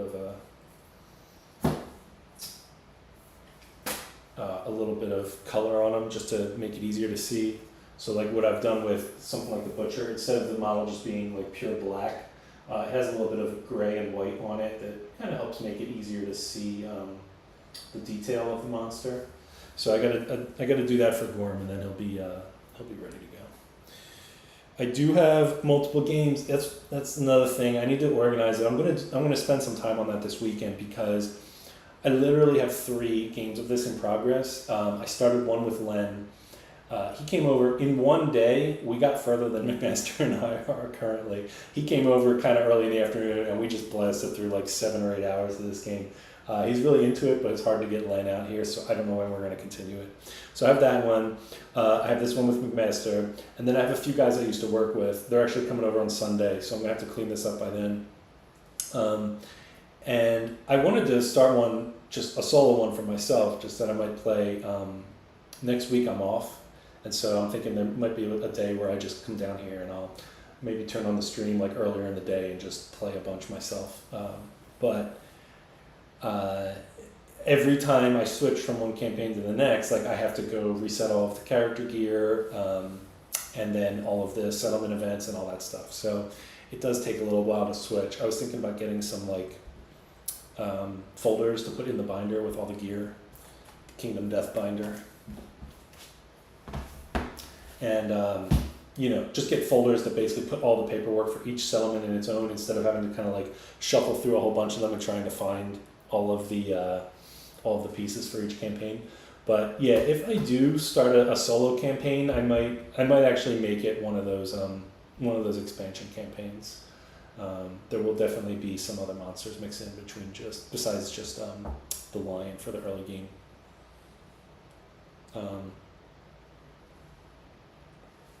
So I'll tell you what, McMaster is still away. When he gets back, we'll choose which monster we want to fight next. I'm gonna run upstairs and grab a drink real quick. So if he comes back, hopefully we'll start up the next fight. Burbs.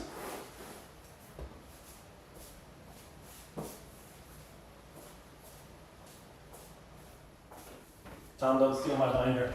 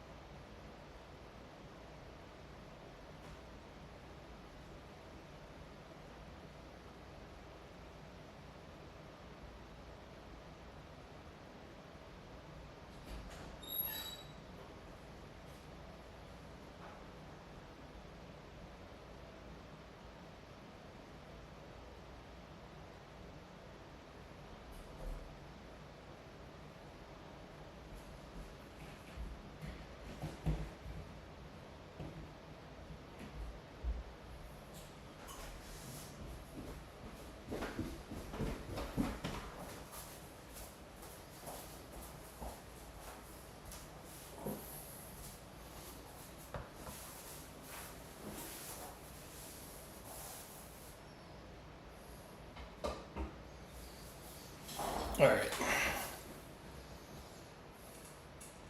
Quick preview.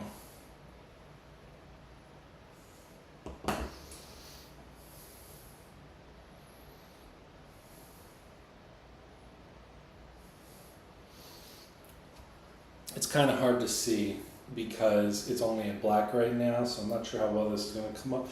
Actually, it might be easier to do it on this camera. But this is you can't really see it. It's a big black blob. The Gorm. It's kind of like a giant hippopotamus baby face with a big mouth with arms coming out of it. Yeah, this is why I have to put some gray and white on it. It's really hard to see the detail. Let's see if it's any better over here. This guy's huge. Oh no.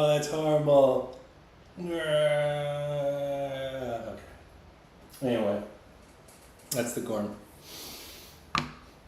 It was kind of, for a long time, it was really hard to get. Partly because they have low print runs, I guess, but also because if you've ever heard of Critical Role, the YouTube series where a bunch of voice actors play D&D together, the guy who runs it, this is actually the reason I know what Critical Role is, but the guy who runs it once brought it, he plays a lot of KDM, and he used the Gorm as the monster in their campaign at one point, so it kind of got popular and everybody wanted it. The other reason it's popular is because it is the thing that you can add to the campaign very early, which means it's like one of the first things, people always try to get when they get into KDM, and it's like, what expansion should I get? The number one expansion is always get the Gorm.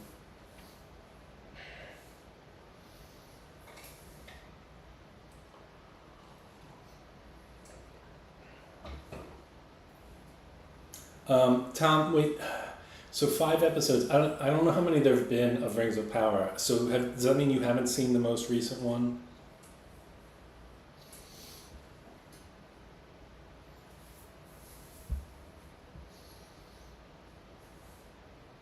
What else should we look at here? Let's see.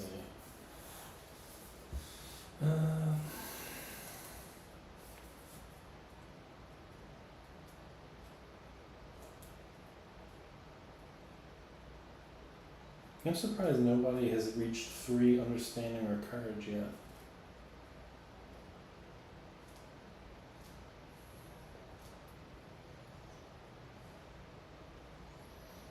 Yeah, there's a lot of anime influence in Kingdom Death.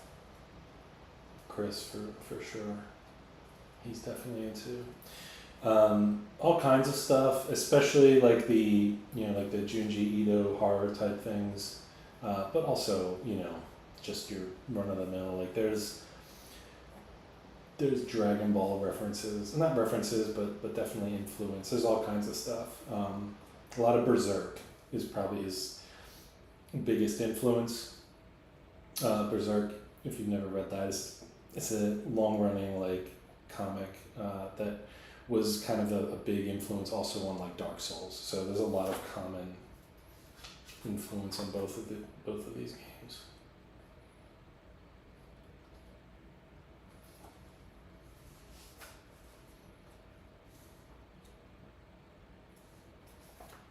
All right, let's see what's the worst that could happen from brain injuries.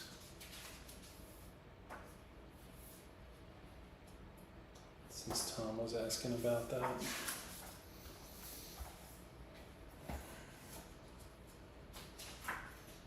Oh no, oh that's terrible. Oh Chris, don't look, it's horrible. Oh, you don't want that to happen. Brain trauma. 1 or 2, mortal terror. You're just dead. Yeah, oh you can die from that. Okay, well, there you go. Memory loss. Oh right, McMaster got that before. Flee, you knock down, suffer knockback equal to your movement towards the closest board edge. Gain insanity. Okay, seizure. Gain a random disorder. Yep, that's not great. Lunacy, random disorder. Sure. So that's at least 4 chances to get a... Wait a minute, why are there 13 options on here? I guess there are things that tell you to add to your roll. Frenzy, oh yeah, Frenzy is actually not too bad. You just attack really fast, but you can't use your fighting arts and you can't use survival. So that's brain trauma, let's not have that happen.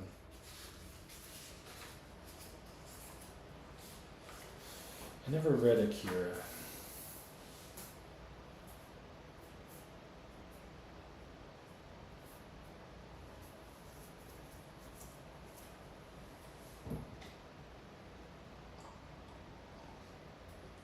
Oh, I guess I should pick my weapon specializations. Let's take a look at those real quick. So tank, well, she doesn't have a weapon, so I'm going to say tank is going to go with fist and tooth specialization. It's kind of a weird choice for the tank to do that, but maybe it'll work out. I mean, I do like the ability for the tank to just stand themselves up, so that's pretty good. And then I guess bow for bowman. Let's see, what are my specializations? So if you can get this specialization, when attacking with a bow, you may reroll misses once. So that's pretty good because the bow that I have has a terrible chance to hit. And if he gets to mastery, all bows in your gear grade gain deadly 2, so much more likely to get critical hits. In addition, oh my god, ignore cumbersome on all bows. That's awesome. I didn't actually realize I was on there. So the bow that he has, and I'm guessing most of the other bows, has a kind of restriction on it called cumbersome. That means you can't move and shoot with it on the same turn. You have to use your move and your shoot together in order to fire the bow. So a bowmaster can ignore that. You can just run around, Legolas shooting at things. I like it. Alright, we're going to go on a hunt for something.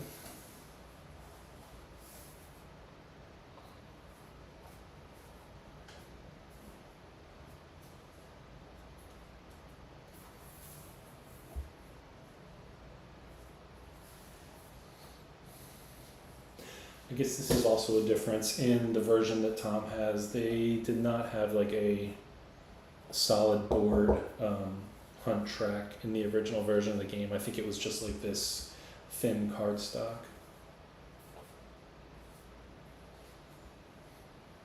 Okay, so we have a lion or we have an antelope.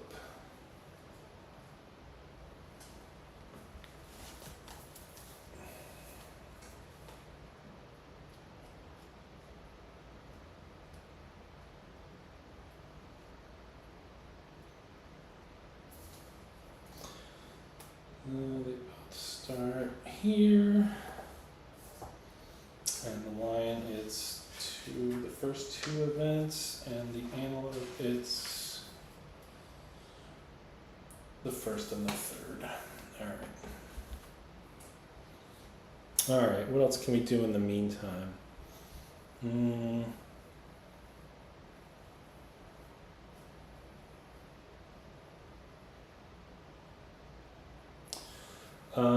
Yeah, the ability, they don't really have like upgrades to weapons.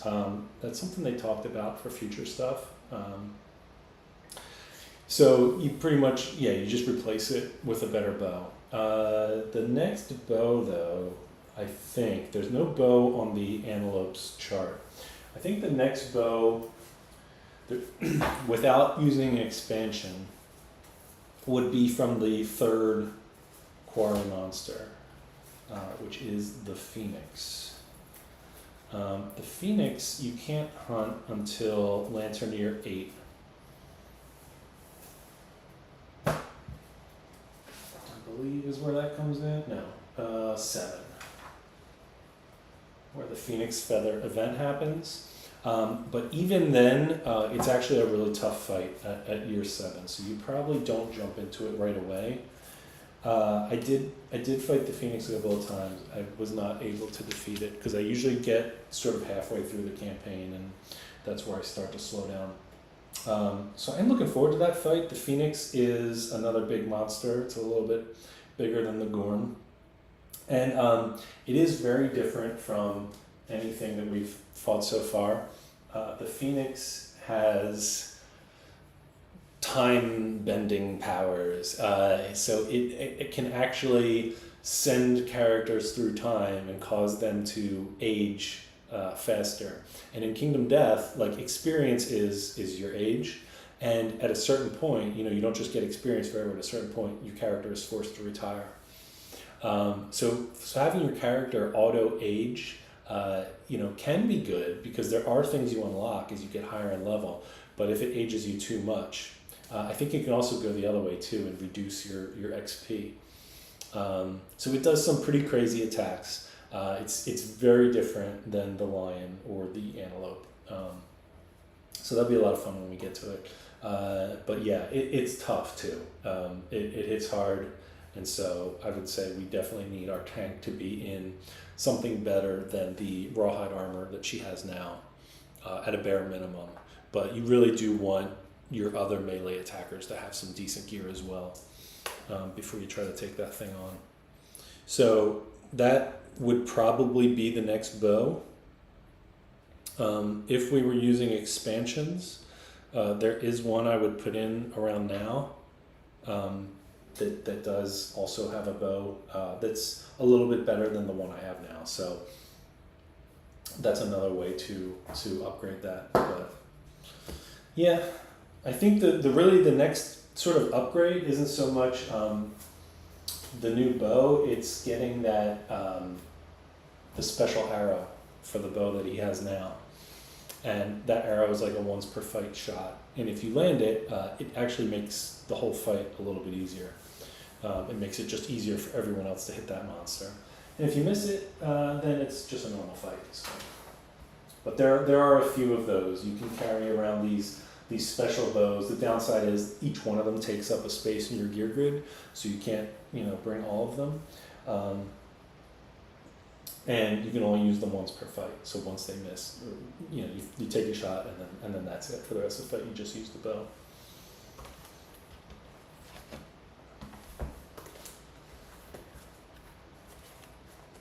Let's take a look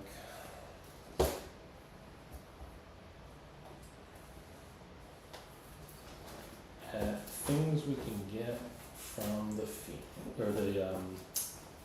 antelope. That's cat stuff. Here we go.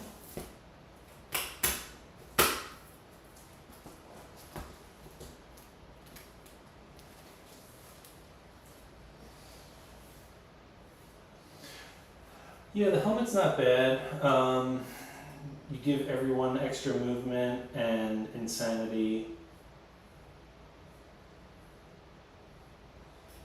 The bracers are interesting. The coat is kind of cool. It gives you an extra ability to do this slam move, where you like charge up to the monster and hit it.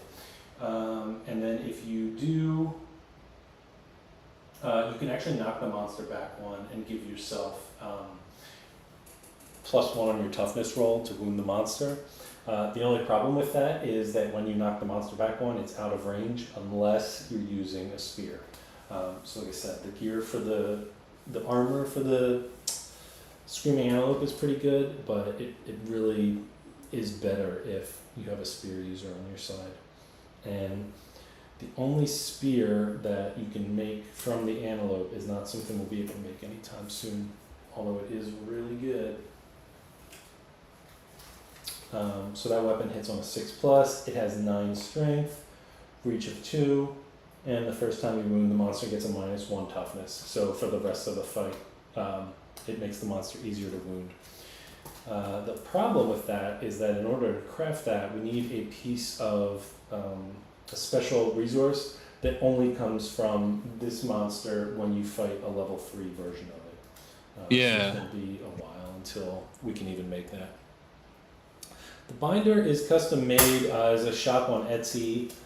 He has a few different options for the color.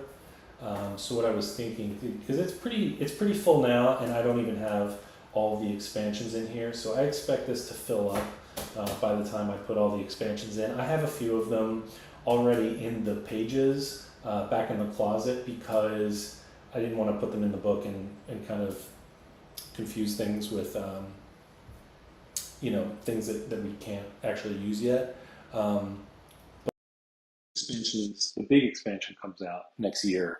I'll probably get a second binder for all of the second wave. All right.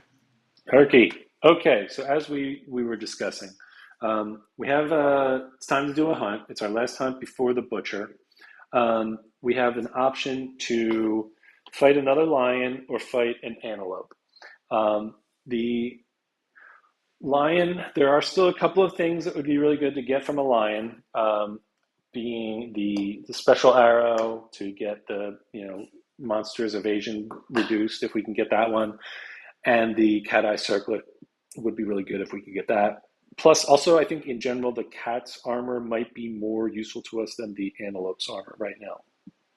The antelope has a pretty good set of armor if you're using a spear, which no one we have yet is, but that could change. You can't make a spear from the antelope, though. The lion is the one you would need for the spear.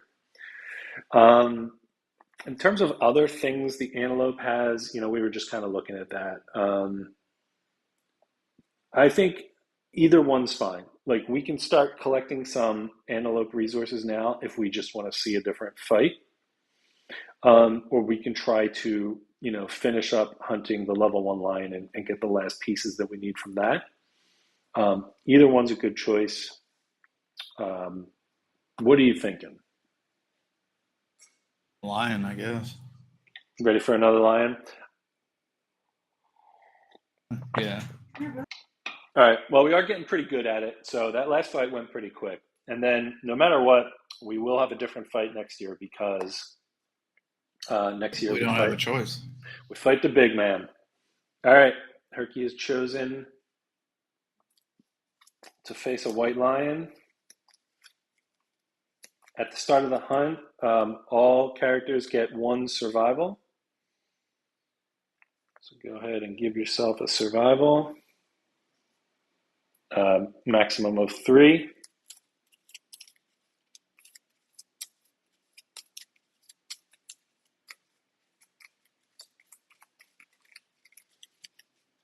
All right. So, as you may recall, there are 3 events in front of the lion. Sometimes these are good. Sometimes they just tell us to roll in the book anyway. Would you like to take the first event? Sure, I can do that. Tell us about this event. The white lion has marked this area. Survivor has 3+ understanding, so we don't. Right. Right. Well, you tell me. This is who made this move, by the way. Mark Ortson. All right. Does Mark have 3+ understanding?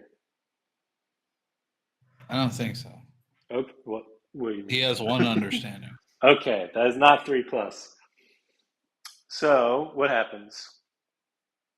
Roll. All right. So you're going to roll 2 dice. One is or just roll on a 100-sided die, I guess. If your website has that. So, or roll 2 dice with, 1 and 1 after 39. 39. Nice. 39. Heavy mist. A heavy mist envelops the survivors, obscuring their lantern light. Roll 1d10. Okay. 10. 10. If the result is even, the survivors stumble in the right direction. Okay, we stumbled in the right direction.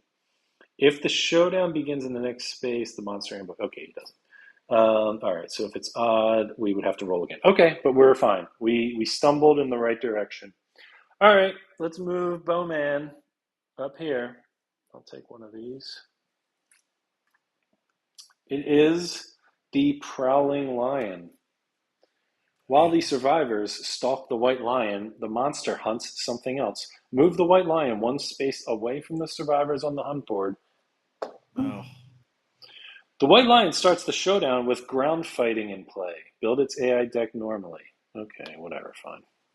Let me put that here so I remember to do that. Okay, so that was that one. All right, let's move. You want this one or do you want this one? You want to go? Throw Tom. Well, Tom will take the next one. All right. Roll. Chiswick. Chiswick, 1 to 100. 25. 25. Not the pit. Oh, God. Titans in the dark. An ear-splitting bellow marks the passing of a truly titanic beast. All non-deaf survivors suffer monster-level brain event damage. Okay, so what that means is you're going to take a brain damage. And none of us have taken brain damage yet, so I think the worst case is that'll just knock you down to You will fill in the box if you don't have any insanity to block it with. Where's my pencil? There it is. All right, Chiswick can't, but Mark Wardson is blocking. Chiswick can't do what? Block it. Has no insanity. Oh, okay. So she'll but fill Mark in the Wardson box. is. Yeah, Yeah. right. So. Okay. Good job, Mark. All right. It's just brain damage. That's nothing. Okay. The survivors cower on the ground, lying as flat as possible and hoping they are simply too small to be worth eating. Oh God! Each survivor rolls 1d10. Oh God! The lowest rolling survivor becomes a straggler. What does that mean? Well, something bad's going to happen to them. So it's everyone roll and see who gets the lowest number. All right, Mark Wardson, a 1. Oh, Chiswick, a 1. Oh, they both have something bad happen to them. Oh God. Okay. Maria, not a 1, please. All right. Bowman, not a 1. Okay. All right. Both Mark and Chiswick will have to deal with this table. So they're each going to roll separately.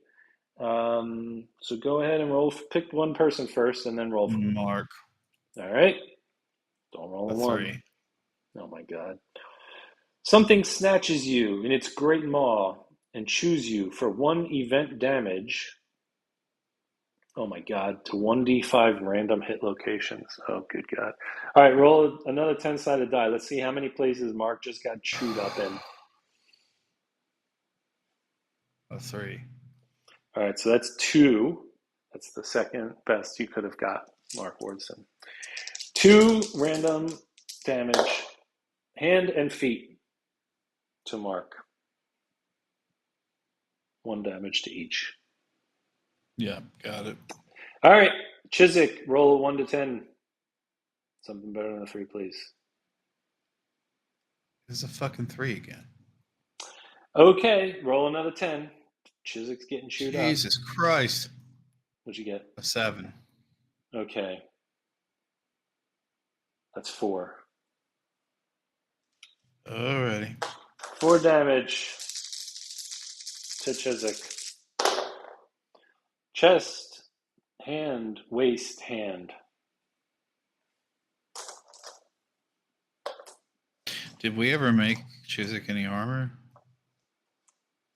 Yes, Or chest did we- piece. Chest piece? Okay. It was, which one was it? Rawhide vest. Tom got chewed up. Sorry, Tom.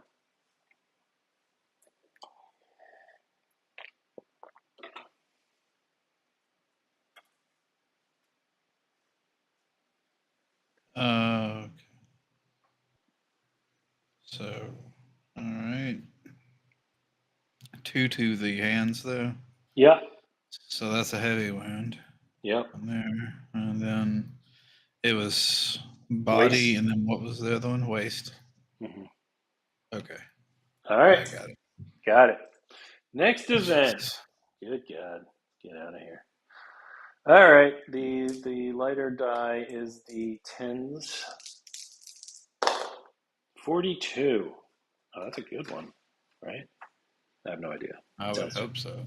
Surgeon. This can't be good. A creaky carriage approaches the survivors. Richly appointed in red and gold, the carriage is carved on every side with lurid faces.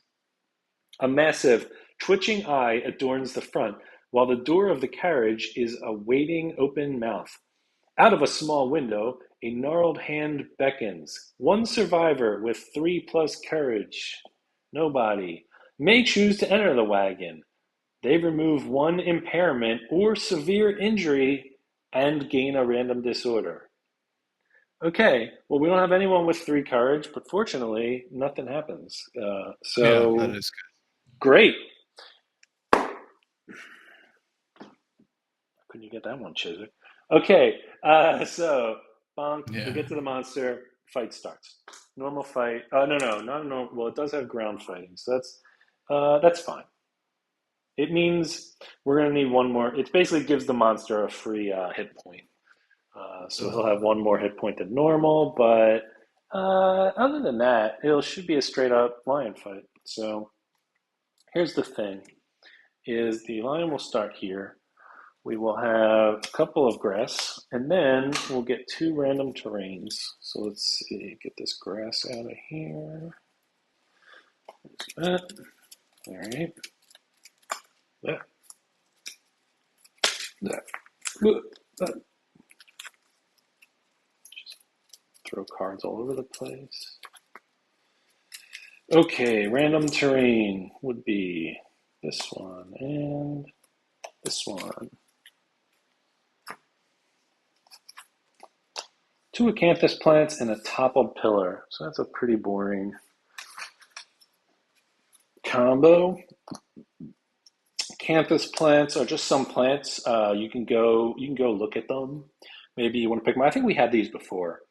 You have a chance to gain a survival or a fresh acanthus resource. I don't know. These are kind of boring. There's that thing. And then we have the toppled pillar, which is this thing. It is an obstacle. Blocks survivor and monster field of view, so you can hide behind it. Interrupts ranged weapons, attacks, and monster targeting. Impassable, cannot move through it. But if you are adjacent to it, you can hop over it. So you can hop over it and hide. My tendency with this is to just like throw it in a corner and hope I never have to deal with it, because there aren't too many cases I want to just hide from the lion. Yeah. So in other battles, this might matter more. But for this one, I kind of just, we can just bury it and not worry about it. These things we can set up. I'm going to do the standard setup. Tell me if 6. So we can put, like, if you want to start here again, like last time. Sure. All right, and then these things, we can put one over here. One over here.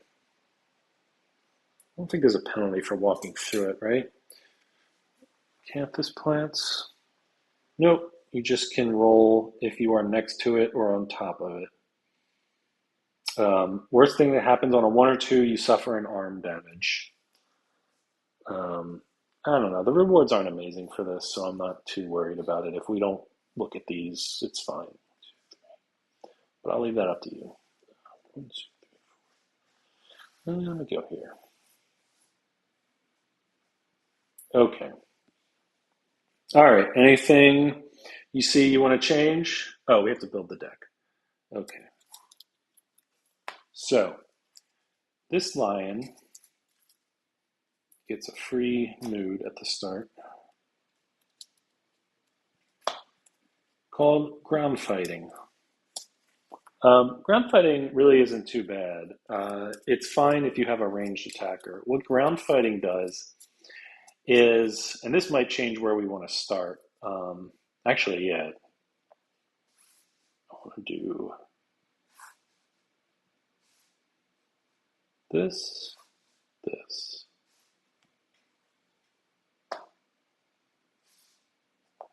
Yeah, actually, we might want to change where we start. Because with ground fighting in play, what happens is the monster doesn't actually draw cards on its turn. It's like playing dead, essentially. Like thematically, it's playing dead and just pretending that it's waiting for us to try to do something to it. So what it means is we can kind of do whatever we want, and it'll just keep passing until somebody moves inside this area, the one block outside of the lion. For instance, if you came here, and if you use an action, so if you activate a weapon or trigger your headpiece that looks ahead on the AI deck, the lion then sort of like wakes up and attacks you instead. So it jumps at you, so you don't actually get to do your attack. But that will, if you can wound the lion, that card will go away. It'll get discarded. So essentially it just means our ranged attacker can kind of just attack, and it has no effect because he's outside of this box. So this guy can just sit here and attack until he scores a wound, and that'll kind of knock the lion out of it. It's actually kind of useful for the players in some cases, because if these were more useful things, these stupid plant things, I mean, we could still do it, but essentially we could spend our first couple of turns just collecting these, and you can just walk around the map and do whatever you want. The lion is not gonna do anything. What a dick. 3, 4, 5, 6, 7 basic attacks, and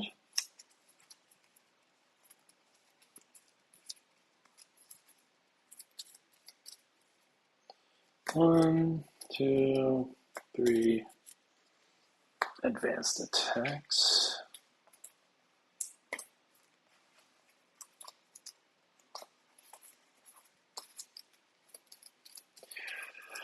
Yeah, really the only downside is because it starts in play, it's another card that we have to wound off of it. So it's just one more thing. But it's actually kind of good for it to start this way, because it means she can actually look ahead at the AI deck. Like, we can basically plan out some stuff. So 1, 2, 3, 4. 1, 2, 3, 4. Actually, I'm going to start. It doesn't really matter where we start because we can move around. And then what I'll do is maybe even put this here if you want. You can start there. Yeah. Sure. Okay, so ground fighting is in play. While this is in play, the monster does not draw AI cards. The lion will get up if we do anything inside this box, or if it takes a wound. Until that happens, monster's not doing anything. So if we want, we can spend a turn like searching these plants. So I'm going to say, why not? I'll do this one. So he'll roll. He has a 5. And on a 5, find something tasty and consume it. If you do, gain +1 survival. Okay, well, +1 survival doesn't really do him anything.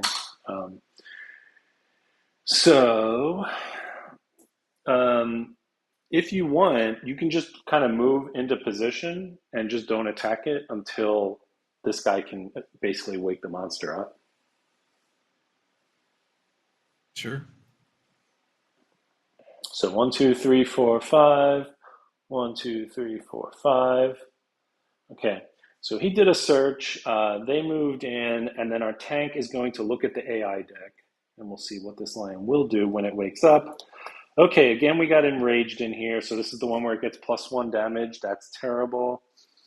We should definitely try to avoid that coming out. The other one is called Grasp, where it grabs you and runs away. I'm going to say we go with that because our tank can just dodge it. And she has it's only 1 die roll. So even if it hits, I can just choose to dodge that 1 hit, and we don't have to worry about Grasp. So I'm going to put Grasp on top.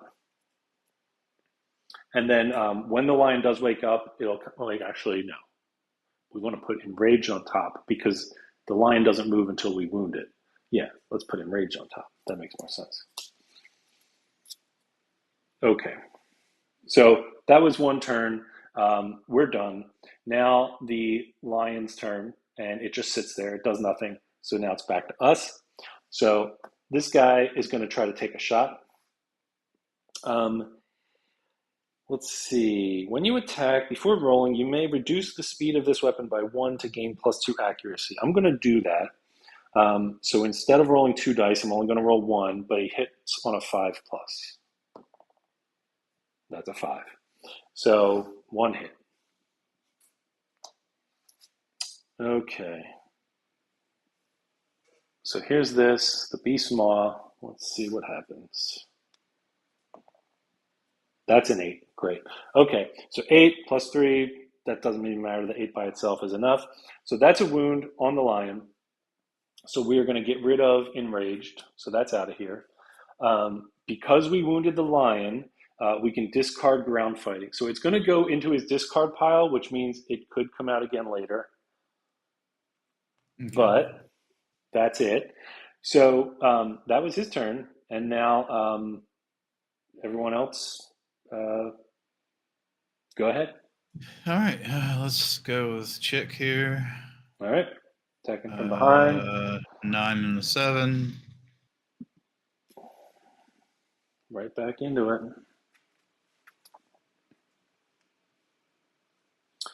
Unfortunately, this one's a reflex, which means it's going to happen no matter what. So that is super annoying, but unless you get a crit. All right, so it will run away. So you probably want to do the neck first, I'm guessing. Yeah. Got a 6. That is a wound. So Grasp is out of here. Okay. And another 6. All right. So it's a wound, but the lion will still charge. So that's fine. We got 2 wounds out of it. Now lion is going to move forward. I hate this nonsense. All right. Whatever. Stupid lion. 1, 2, 3, 4, 5, 6. Plop. She will take 1 damage to chest.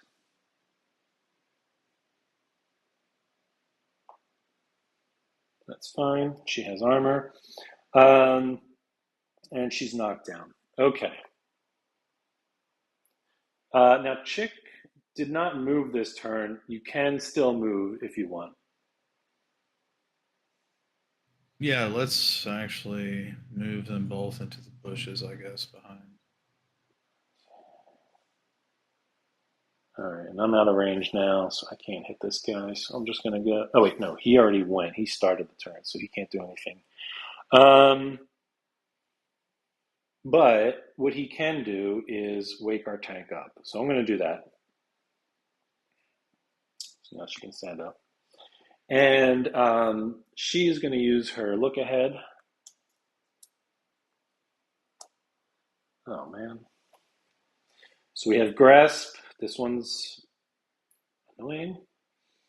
But it's only 1 attack, so I'll probably keep that. Size Up is annoying. This is the one where it picks a random target and it tries to knock them down with brain damage. So I'm gonna say let's go with Grasp, and then we'll deal with Size Up next turn. She will stay in front of the lion because closest survivor in range. Oh, well, I could actually move around. Well, I mean, I want to get back to the grass.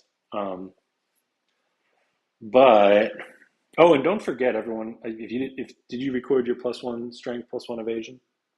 Yeah, we have dash now Yes. too. Yeah, definitely. Don't forget about dash. Let me put my dash token down. These are actually kind of cool. They sell this this pack of tokens that has for each of the 4 starting characters. That has the various survival moves printed on them, a little bit of artwork to go with it, and you guys kind of put it over your character sheet. And then if you use dash that turn, you can flip it over because you're only supposed to use each one of those once per turn. So Chiswick did attack, and that's when the lion charged forward. That's correct. That Mark could dash to close the gap here. Actually, no, he already did a thing. He can. But Mark could dash to move closer and then actually do an attack this turn. So you can think about that. You can spend a survival. Up to you. How many would you have? 2 or 3 survival, something like that? I have 2. Because we get 1 whenever we leave, right? Right. So okay. And then you get 1 from your stone noses.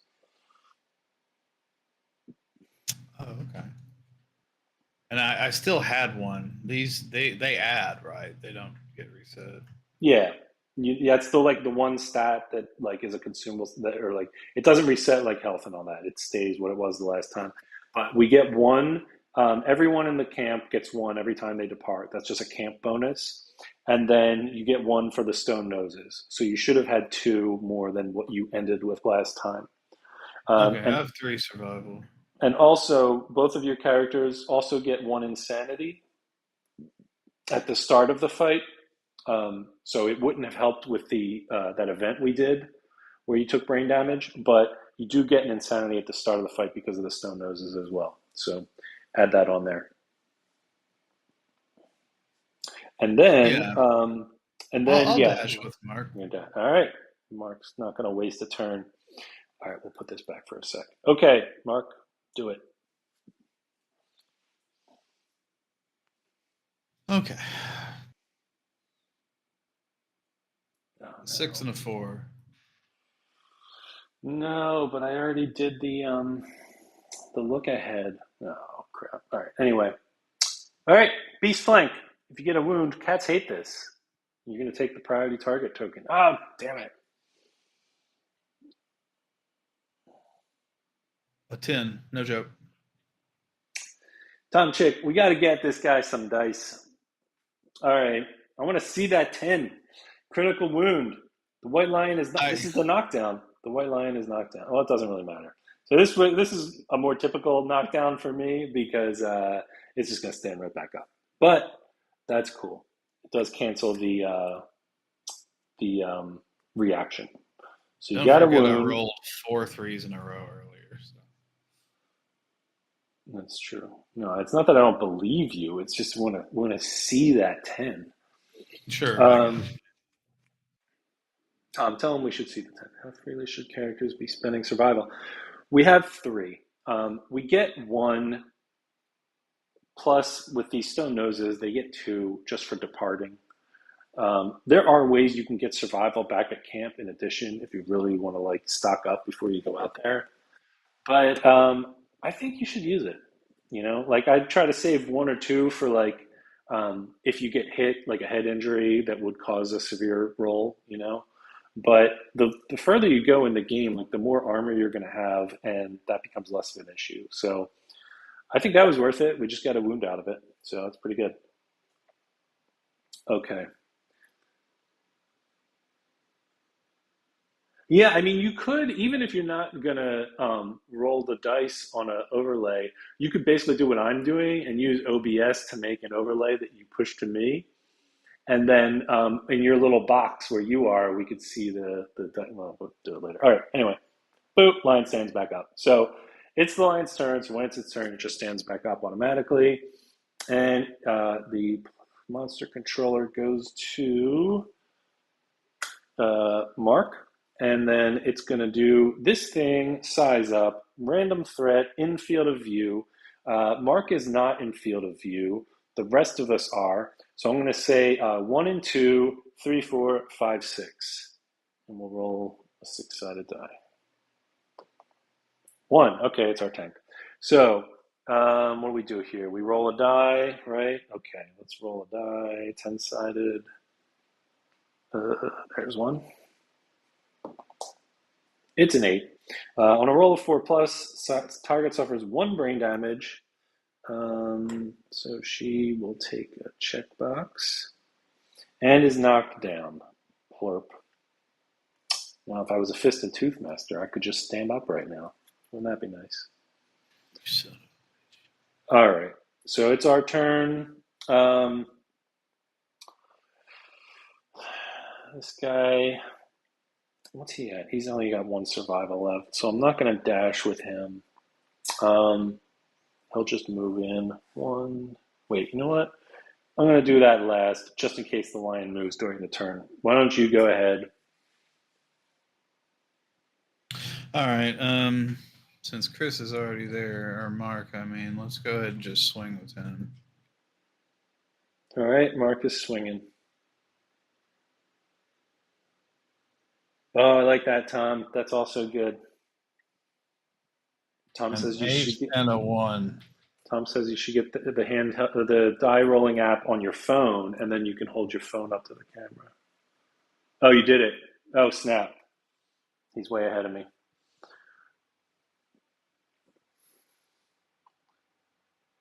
If the attacker has 3+ understanding, the sound of cracking ribs is encouraging, and the attacker gains +1 survival. Oh, there you go. That's how you get more survival. Unfortunately, I don't know why. Nobody's getting understanding or survival or courage in this campaign. Usually you get a lot of that from hunt events. Okay. Rolling damage, 7. 7 will do it. Since Mark has the bone blade that adds 2 to his strength plus his own built-in strength, which means we get a wound. Lerp. Hey, that works, huh? That's what it sounds like when you wound a lion. All right. Now I could move if I wanted. He can move. I'm gonna drop 1 back into the bushes. Okay. All right. Chiswick's moving up and swinging. Do it. 2 dice. Hits on a 5. Right? Yeah, 5. 2 and a 7. 2 and a 7. The Beast Paw.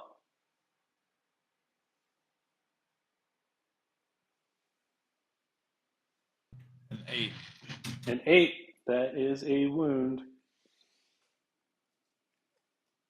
Smell you later, that card. All right. Now we're getting somewhere. Do you have, he's got 1 survival. Do you have anyone who's like loaded up that can get her up? Yeah, I've got both Chiswick has 3 and Mark Horton has 2. So I'll drop 1 from Chiswick. All right. Tank stands up. All right. She will use, yeah, that's right. She can't encourage. That's fine. She has a shattered jaw. She also has double dash, which I will forget about every time. So let's look ahead at the AI.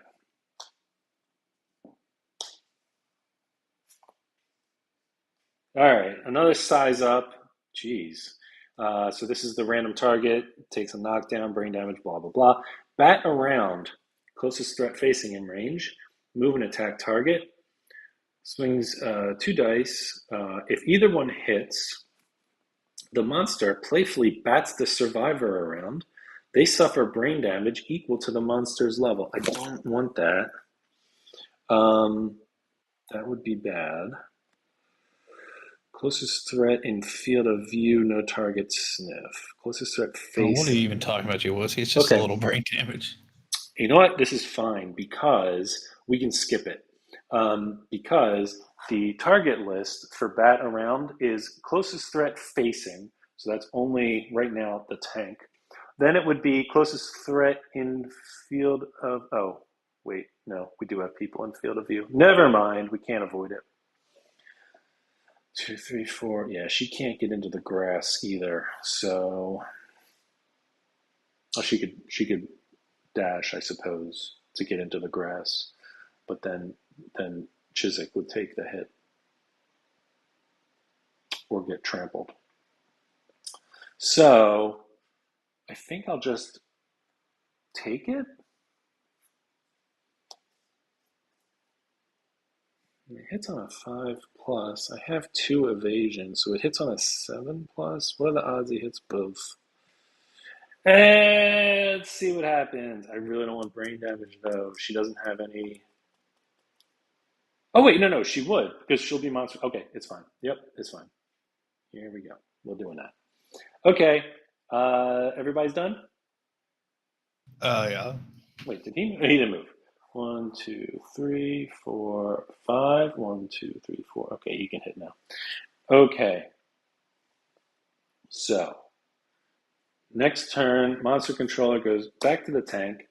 The monster will draw bat around. Bleh. Closest threat facing in range, that's her. 2 speed, hits on a 7 or higher. 2 hits. Of course, 2 hits. Jesus Christ, dude. What are you doing here? She's going to have to roll on brain damage. All right. This is the worst. Okay. Cool. 2 hits. Let's see where they go. Waist and chest. That's fine. But the bat around happens. After damage, monster blah blah blah. Brain damage equal to monster's level. It's 1. She's already hit, so she has to roll on the brain damage table. She's dead. Cool. Well, okay. She'll use her once per lifetime roll, I guess. 5. So annoying. Oh, by the way, so you should mark down that Chiswick and Mark have both caused wounds with their weapons, so that at the end of the fight they will get what's it called? Weapon proficiency. Weapon proficiency, right? They don't get it till the end of the fight, but you want to Okay. mark that down. All right, a danger seizure. You thrash about wildly, dealing 1 damage to yourself and every adjacent survivor. Damage goes to hands. Nobody is adjacent, so that's fine. Let's see what else happens. Gain a random disorder and 1d5 insanity. Okay, so 10, so that's 5 insanity. Cool. Could have used that a little earlier. And a random disorder. Oh, my favorite.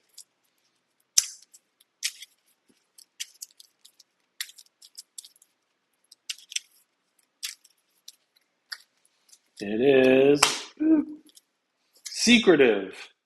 You love secrets. So much, in fact, that you pretend to have many. When you are a returning survivor, you quickly become preoccupied with your own affairs. You must skip the next hunt to deal with them. Okay, so she has to skip every other hunt. That's fine. It's good to level up a couple of different tanks anyway, but yeah, that one is not fun.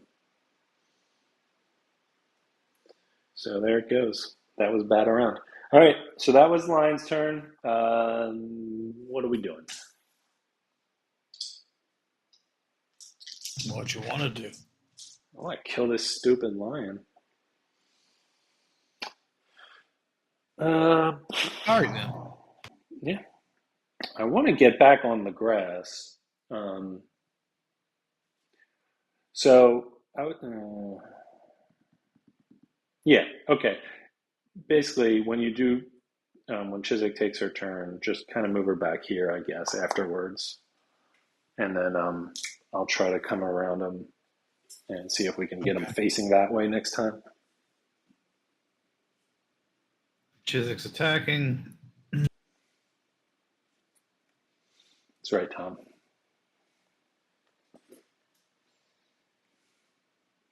Oh, what was 6 it? and a 1. 6 and what? A 6 and a 1. So 1 hit.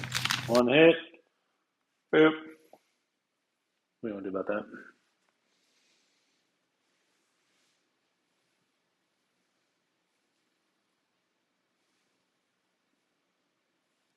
I can't see it.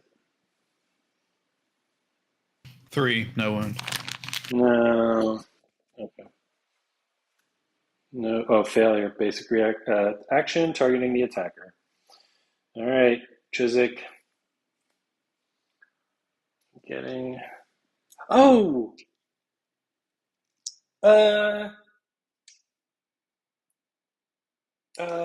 Wait a minute. I didn't get that disorder. Because the tank was the monster controller, and because the tank was targeted by the monster, she gained an insanity. So she should have had 1 insanity. So when that triggered and did a brain damage, it should have just set her back to 0 insanity and not caused her to roll on the table. So no disorder.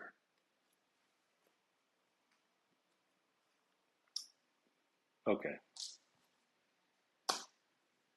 Because I knew that was going to happen. I said it before he attacked. I was like, no, I'm going to get it from Monster Controller. It doesn't matter. And then I went on to forget about it. Okay, that didn't change anything else, though. So Chiswick did her thing. Failed, is getting attacked by the monster. So here we go. Brain armor. That is one miss. So there you go. One hit on Chiswick. 2 chest. Oh, actually, okay. Chiswick has body armor now, so yeah. You're Dropping good? that. Okay. Yeah. All right. And then do you want to move back? Yeah, I'll drop back to Or what's best for you. you might be better for you to not be in the forward path. So I think that's probably better even than being in the grass. So I would say, yeah, move there. Okay. I guess move Mark to its back right haunch. 1, 2, 3, 4. Let's stop right there. And we're going to swing.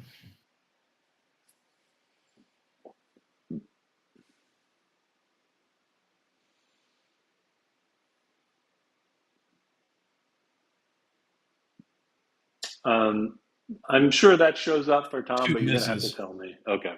Yeah. Yeah, sorry. He just complained that I said something first. So. Yeah. No, I understand, but I have the computer like over there, so you're very small. Okay. So, all right, 2 misses. How about Bo guy? He's got to get in on this. He hasn't even done a wound with his bow yet. So 1, 2, 3, 4, 5. He's in range. He can lower the accuracy or increase his accuracy by lowering his speed. So I'm going to do that. We're just going to do the single roll, and it hits on a 5, and that's a 5. Both times I've done this, I rolled a 5, so I feel like that was worth it. Okay, so if he misses, the monster charges forward, but at least it won't hit anyone. So it's a good thing that she moved. So he needs a 4. He's got his, I forget, everyone's got their +1 strength and their +1 evasion. Okay. Cool. All right, it's a 1. Good job, guy. All right, tank time. Let's look ahead. We know that Size Up is in there. The other thing, Smart Cat. Oh boy. Well,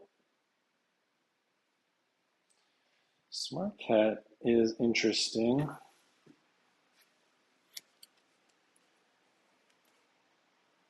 Yeah, he can say the number. I'm saying say the rolls out loud, but say it after you hold it up to the screen, and then. Okay. So Smart Cat. Reveal the top 10 cards in the AI deck one at a time. Put the first 2 mood cards into play. Then shuffle the deck. And then archive Smart Cat. So actually, this card, if you play it, it goes away. And here's the cool thing. We already know all the cards in the deck because the only cards left are the ones in the discard. So we know that there is one mood in there, and it's ground fighting. So the only thing Smart Cat is going to do is force ground fighting back into play, and then Smart Cat archives itself, essentially doing a damage to the monster. And we've already seen that ground fighting is fine. We can all just do whatever we want. So I'm going to put that on top, and we're going to do that. So I don't even have to. I will move, but I don't even have to. 1, 2, 3, 4, 5. Didn't it run forward a bunch? Oh, you're right. Yeah. Because I failed on the bow shot. 1, 2, 3, 4, 5, 6. Again, doesn't really matter. But 1, 2, 3, 4, 5. Okay, so we'll just do this. So that was everyone's turn. Monster Controller switches to Hot Bowman, and then we will take the next card. So reveal the top 10 AI cards one at a time.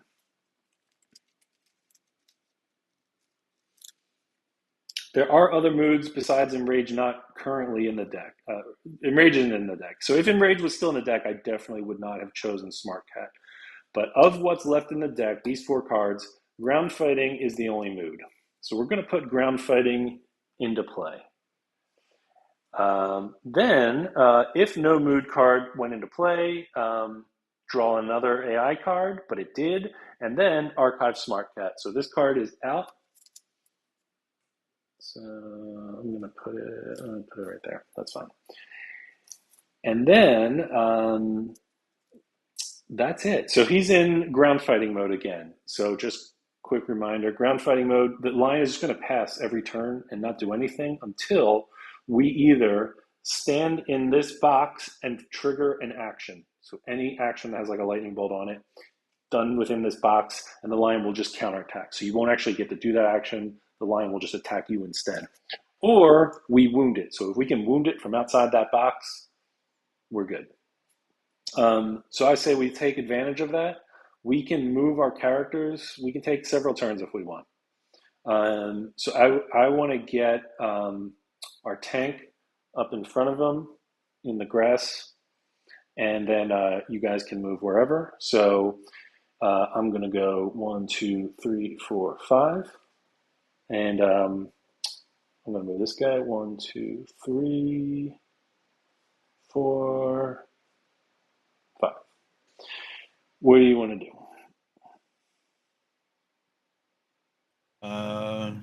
I guess get in the bushes behind the line.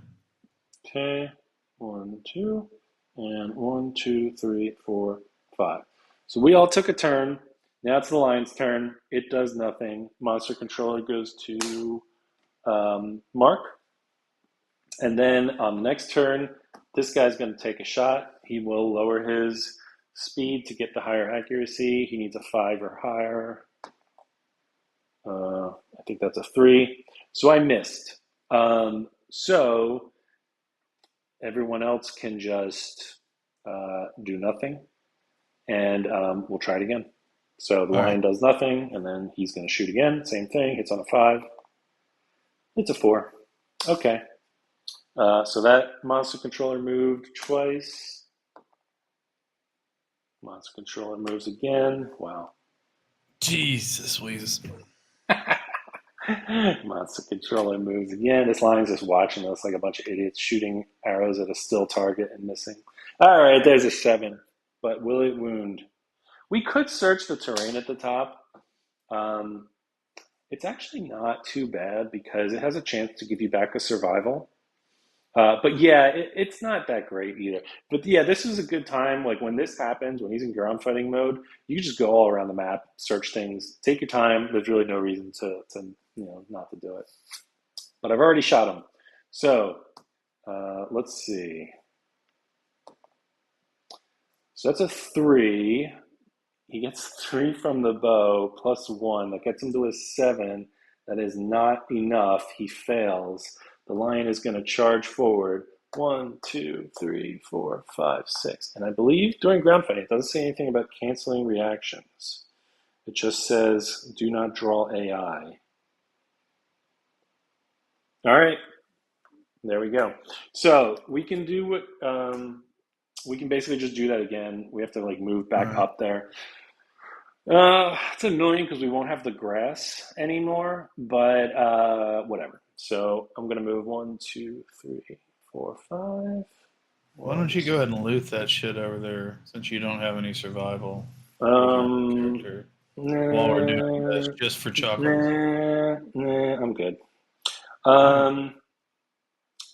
You want to move ahead? I'm assuming 1, 2, 3, 4, 5. Boop, boop, boop, boop. Okay. Buca de Beppo.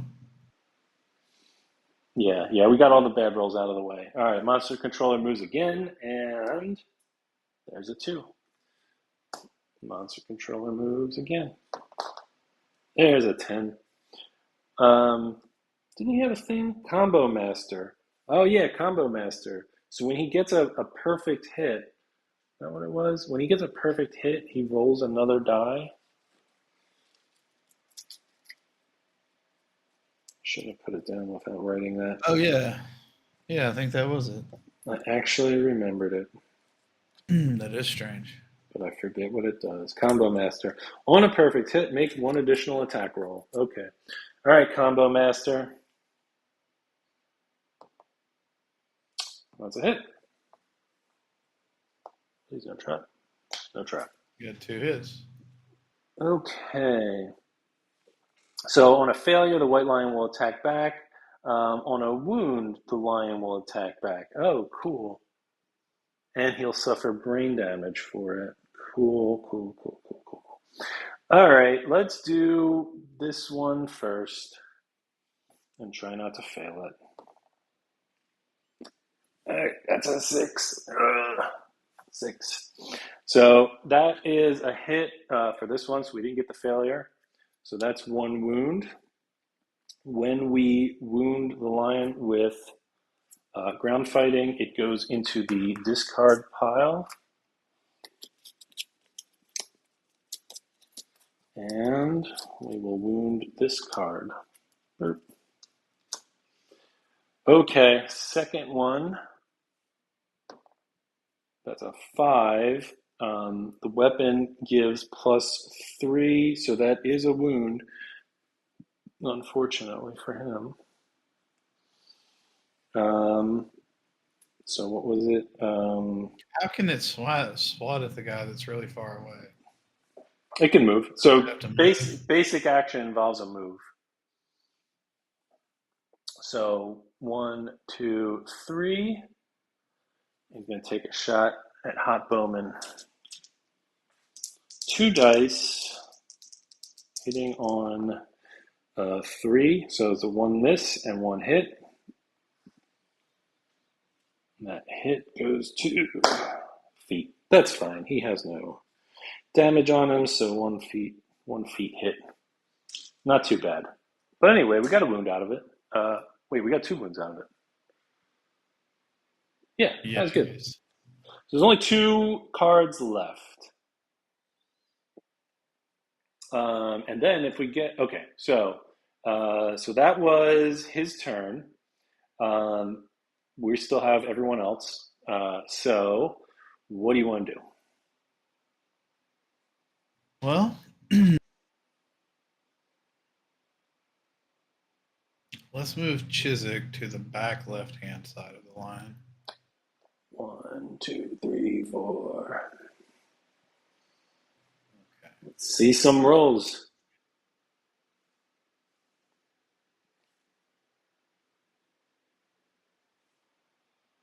Two misses. Wow. Okay, Mark. Same Yeah, thing? Mark. All right, Mark.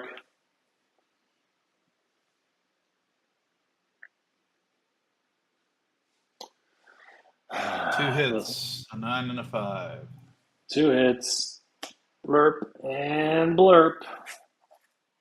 I really would like a cat's eye and a lion claw.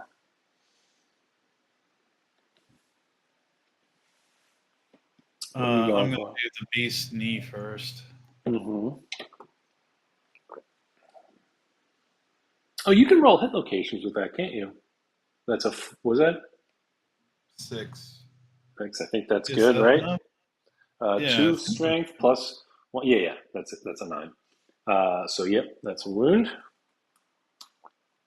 So the only card left in its deck is ground fighting in the discard pile. All right, and how about the other one? A 9. A 9. Does he have any luck? No. No, he does not. Okay, a regular wound, that's fine, because now ground fighting is out, and that means there are no cards left in its deck. So both of your characters have gone. Bow Guy went, just the tank left. Here's a fun thing. I didn't think about this. Somebody pointed out this won't matter for us because we're already past this point. But here's a fun thing you can do.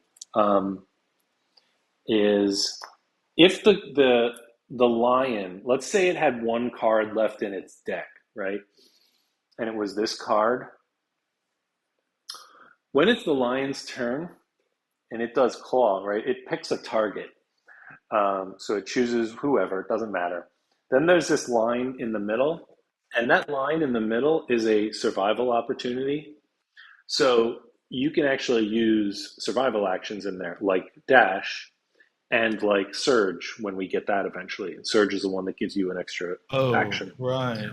So you can dash in and attack it in between it picking a target and it doing its thing. And if you get a wound at this point, because the card that's left in its deck is in play, it's not in the deck. There are no cards in its deck, so you technically you killed the lion at that point because there are no cards to discard from its deck. So you kind of like sneak past the last wound there. So that's a fun, yeah. Um, okay, where was this? This was in here. Okay, anyway, so tank 1, 2, 3, 4. And I guess I'll just take a shot with, oh, I did get a wound with the bow, so I gotta remember for weapon proficiency. And our tank, who is currently fist and tooth proficiency because she has no other options, will take a shot with that. So 2 dice, hits on an 8 plus. There's an 8. All right, Nice. here's a card. No negatives to this one, so worst case is nothing. That's a 6, so not enough. Her strength is +1, would get it to 7, but she needs an 8.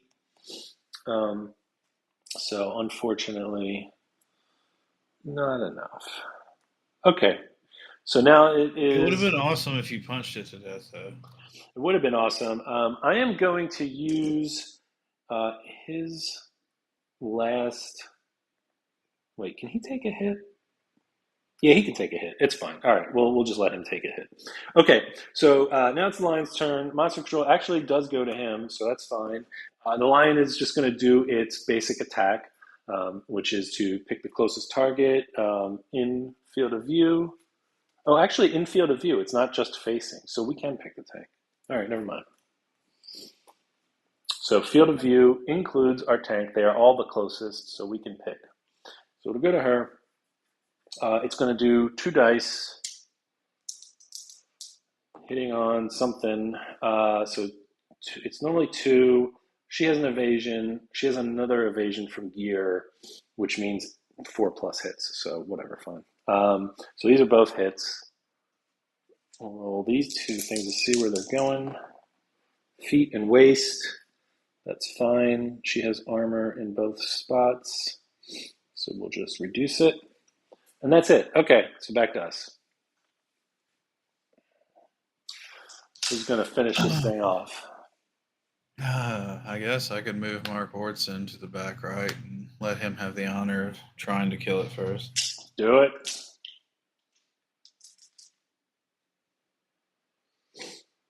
One hit, 9 and a 2.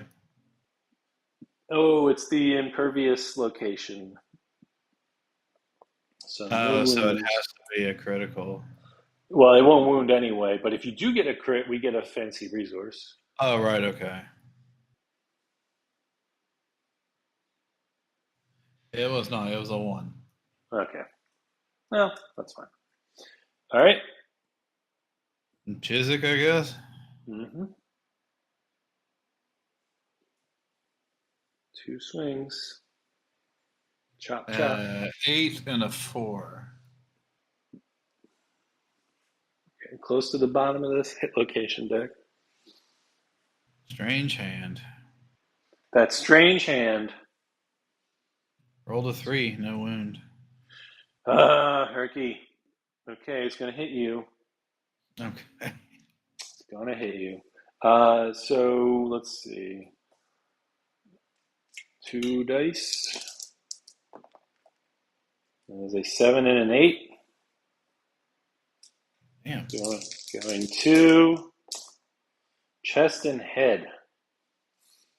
Okay. How you feeling about I that? can take a light wound to the body, and I have head armor, so I'm just taking it. Okay. Okay. All right. So still got a lion. All right, let's bow it. Yeah. Bowman. So this is he'll reduce the speed, so hit on a 5+. 6. Nice. And it's a trap. Jesus, sweet Lord. Womp womp. Yeah, I figured that was coming. We were getting close to the bottom there. All right, 2 hits. That's 2 hits. Going to feet and waist. So waist is fine, but the leg wound is a heavy wound, so that will knock him down. Yeah. All right, now. All right, punch it to death. Punch it to death. Yep, I gotta reshuffle this hit location deck first. Closest survival, I feel like, okay, that's fine. Yeah, we can, as long as we're all in the same range, we can just move him whichever direction we want when it's the lion's turn, so not too bad. All right, let's hope we put the trap near the bottom. And, yep, tank will take a shot. Fist and tooth in it. Just 1 tooth, the good tooth. 1 and a 3. All right. So now it's the lion's turn. The lion. Jesus. Yeah, well, I mean, it's fist and tooth with like no bonus, so it's kind Oh, of. yeah, I know. It's just I'm talking about how bad the rolls were there. Yeah. So the 2 misses, but this 10 is a hit. So 1 hit on the tank. 2 head. She does have armor there, so that's okay. Hot Bowman is down. We can get him back up, but I don't know if we have to. We're lined up pretty well here, so who's going to take a shot? Let's do Mark Hortson again. All right, Mark. 9 and a 1, so 1 hit. It's not the trap. Well, if you get a wound, it doesn't matter because then it would be dead. So 4. a 4. So he's got a sword, which is +2, which gets him to 6, and he has 1 strength, gets you to 7. Pretty close, but Yeah. not enough. Needed 1 more. Okay. All right, chick then. Come on, Chiswick. 5 and a 4. So 1 hit. 1 hit. Ah, it's the impervious location. You cannot wound this location. Try to get a crit. I got a 6, so it's not a crit. Not a crit. Okay. Okay, I'll use one of my survival to get bow guy up if you want. All right. Yeah, she can't because her jaw is broken. Yeah, that'll do it. Yep. All right. We'll try again with the bow, 5 up higher. That's a 1. Okay, Lion. It's really dragging this one out, aren't you? All right, we'll have him attack our tank again. She's still got some armor. So it's a 1 and a 4. Oh, yeah, she has an attack. Well, I missed it. All right, because I've already rolled. So it's a 1 and a 4. The 1 misses. The 4 doesn't miss. No, the 4 is a hit. Yeah, he needs a 4 or higher to hit. So it's 1 hit to the head. Ooh. Okay. Back to Mark Wardson is monster controller this turn. Who will attack first? Well, let's give it to Mark Wardson again. 1 more hit.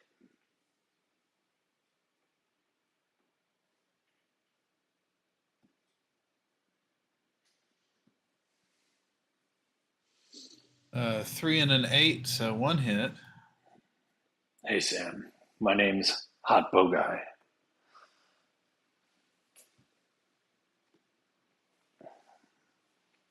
The beast knee. A 4. A 4 is not enough. That's what you got the last time. All right, Chiswick. Chiswick. That would have been enough for Chiswick. 2 5s. So 2 both hits. 5s. Oh boy. All right, we need 1 hit here. All right, the femur, I guess, first. That's a good call, Chris. I had a 6 plus. That's it. All right, there we go. You did it. Fuck.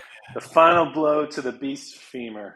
The blow lands on the monster's leg. Yes, it does. Okay, this lion's dead. Get out of here. All right. Jesus Christ. Really? Tell me about it. Okay. So, everybody gets 1 hunt XP. Boop, boop. If you earned a weapon proficiency, you get a weapon proficiency.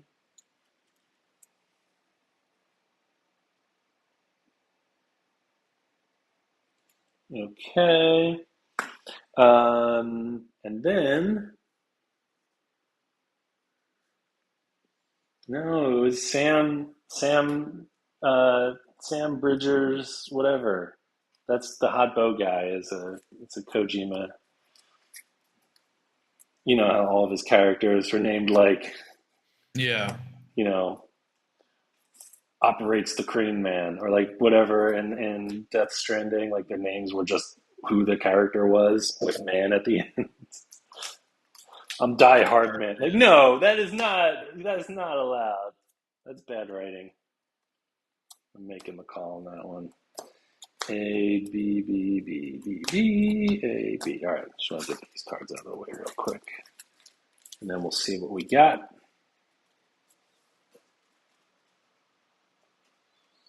Hey, Sam, I noticed you were about to have fun playing the game, so I'm just going to call, and you can't really do anything about this. You're just going to have to listen to me ramble on for about 6 minutes and tell you things that you should already know. I'm Long Talksman. Long Talksman. No, that's the best name you've come up with. You like that one? All right. We got a new cat, by the way. What? New cat? Buried the lead. Yeah, we got 2 kittens last year, Betty and Lily. And Sarah and her friend rescued that litter.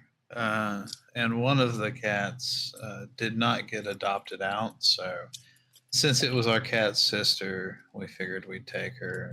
She's the same age. She's a little over a year old, but this one's named Dinah. And she's really pretty. She's kind of skittish right now, but eventually I'll have some pictures and stuff up her for people. Nice. Cat cam. Yeah, you need the cat cam set up. Yeah. Here, let me see. I think what we're saying, McMaster, is we need you to get 6 to 12 web cameras, as I've done, set them up around your basement, various angles, and just be switching through them as we're playing so that everyone gets, a view of the cats, the dice, the app. Yeah. Just the whole fucking works.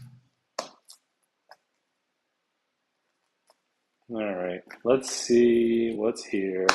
4 basic resources. Plurp. Monster hide, monster hide, monster hide, Donna monster is bone. still very nervous about the other cats. Hey! She pretty much... Go ahead. Got the eye of cat. Oh, nice. Don't tell her. Not the lion claw, but I'll take it.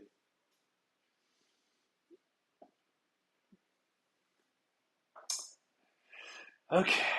What time is it? 20 after 11. We have some time. You guys, let me put. I can put a couple of pictures in the Discord. Mm-hmm. All right. So we did that. Did we get something? We didn't get anything bonus during the fight. Okay, that's fine. All right. There we go. So that's, and then we nobody died. So we got four endeavors. So we can go see. Oh, this is pretty good. Got a couple of white fur. We can make. Well, we can't innovate, unfortunately. That kind of blows. But I really would like to innovate. But why can't we innovate? We don't have a. We only have one organ, and it's the cat eye. So I think we're going to want to use that. Oh, we need that. Yeah. Yeah. But that's okay. We can make some stuff. All right. Before we do that, though, I'll put these over here. We have to see what fun event happens in the camp this year. All right, there we go. Now, let's see. I did use my once per lifetime reroll on Maria. So her head wouldn't explode. Wait a minute.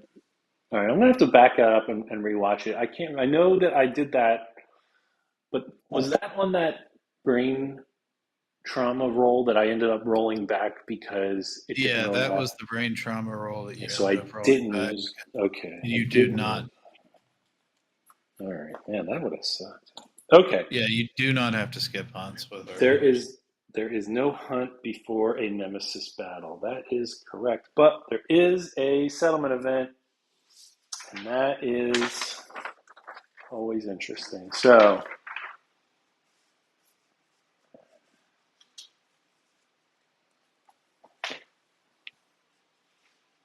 let's just mark this down. We did fight a lion. Good job. Cross this out. And now we get a Yay. random settlement event.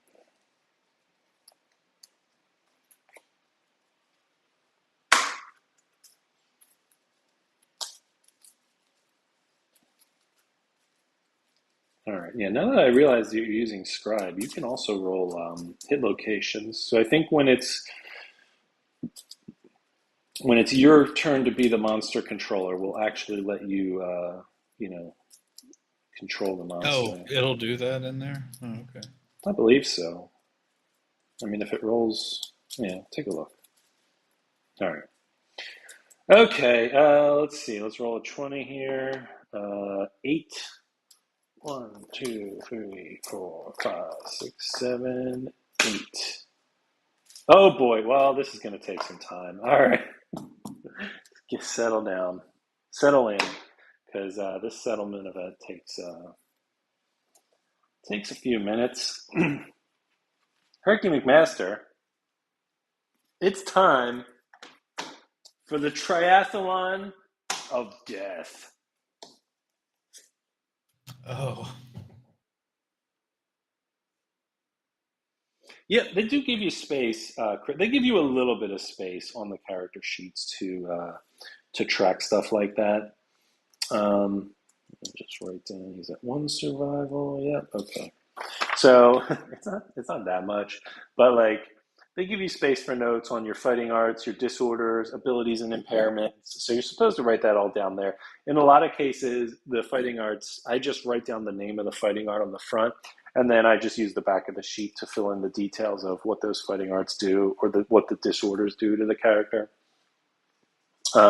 There are a few different people who have uploaded like alternate character sheets on Board Game Geek, and I got to go print some of those out because the stack they give you like a stack of character sheets, but we've burned through so many of them. I'm about to run out, so I got to go go to FedEx and print out a bunch of the replacement ones. So we have the Triathlon of Death. The settlement engages in games of skill. These are basically the Kingdom Death Olympics. Each player nominates a different survivor. Every nominated survivor determines their score for each possible contest. Survivor's score determines their place. If the settlement only has one survivor, do not roll. They realize that they have been competing against themselves and gain +3 insanity, a random disorder, and the last man standing fighting art. That's pretty great. Okay. So there are 3 events. There's a race, a debate, and a fight. And for each one of them, the 4 characters that we nominate are going to roll a die and then add some number to it. So for the race, it's going to be their movement score. I don't think anyone in our camp has altered movement, so they all have a 5. So it's just going to come down to whoever rolls the highest number. For the debate contest, you roll a 10-sided die and add your understanding. And then for the fight contest, you're going to add your strength. And then for each event, first, second, third, fourth place gets something. If you're in first, you might get something good, like a permanent +1 to a stat. And if you're last, you might suffer a severe injury or something. If one survivor gets fourth place for all events, they are banished from the settlement and considered dead. So there you go. That's how the games work. So we need to pick 4 people. They don't have to be the 4 that we just came back with. They could be. I'm going to say Leona, because she can't leave the camp anyway, so we may as well nominate her for stuff like this. Sure, yeah.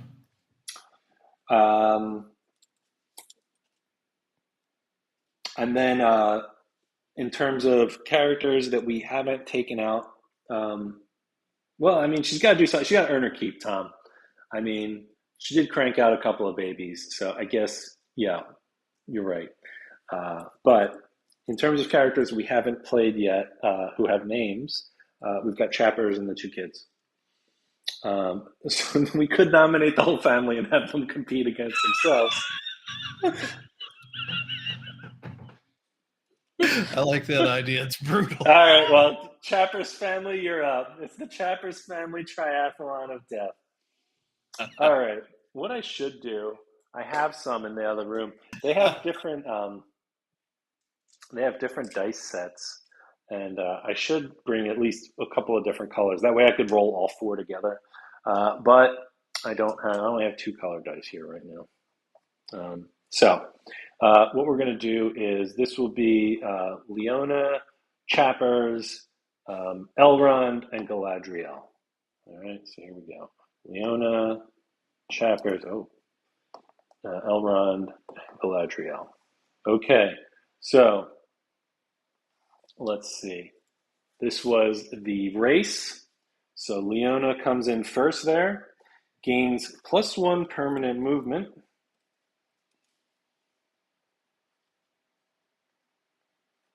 All right. Second place was Elrond. Elrond gains 1 courage. Third place was Galadriel. She gets a pair of rawhide boots. Huh. Okay, well, that just goes to the camp, so we can put that on whoever. So there we go. Pair of rawhide boots. Chappers, coming in last place in the race, suffers his dick ripped off. The torn Achilles tendon. Oh, Chappers. Jesus Christ. He's babbling. If he wins the debate, I'm going to shit myself. Okay. So that was the first event. We have a pair of rawhide boots. Whoops. Drop my headset. Let me get that out. We can give that to whoever.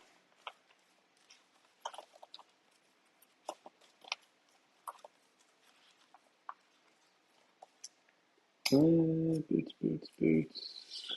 There are no more boots. We used them all. Okay, that's fine. Yeah, we do have 3. Okay, we'll have to make a proxy card. The items are not actually limited, but there's only 3 cards. So I'll just write it down on the sheet. Sorry, I have this paper covering everything.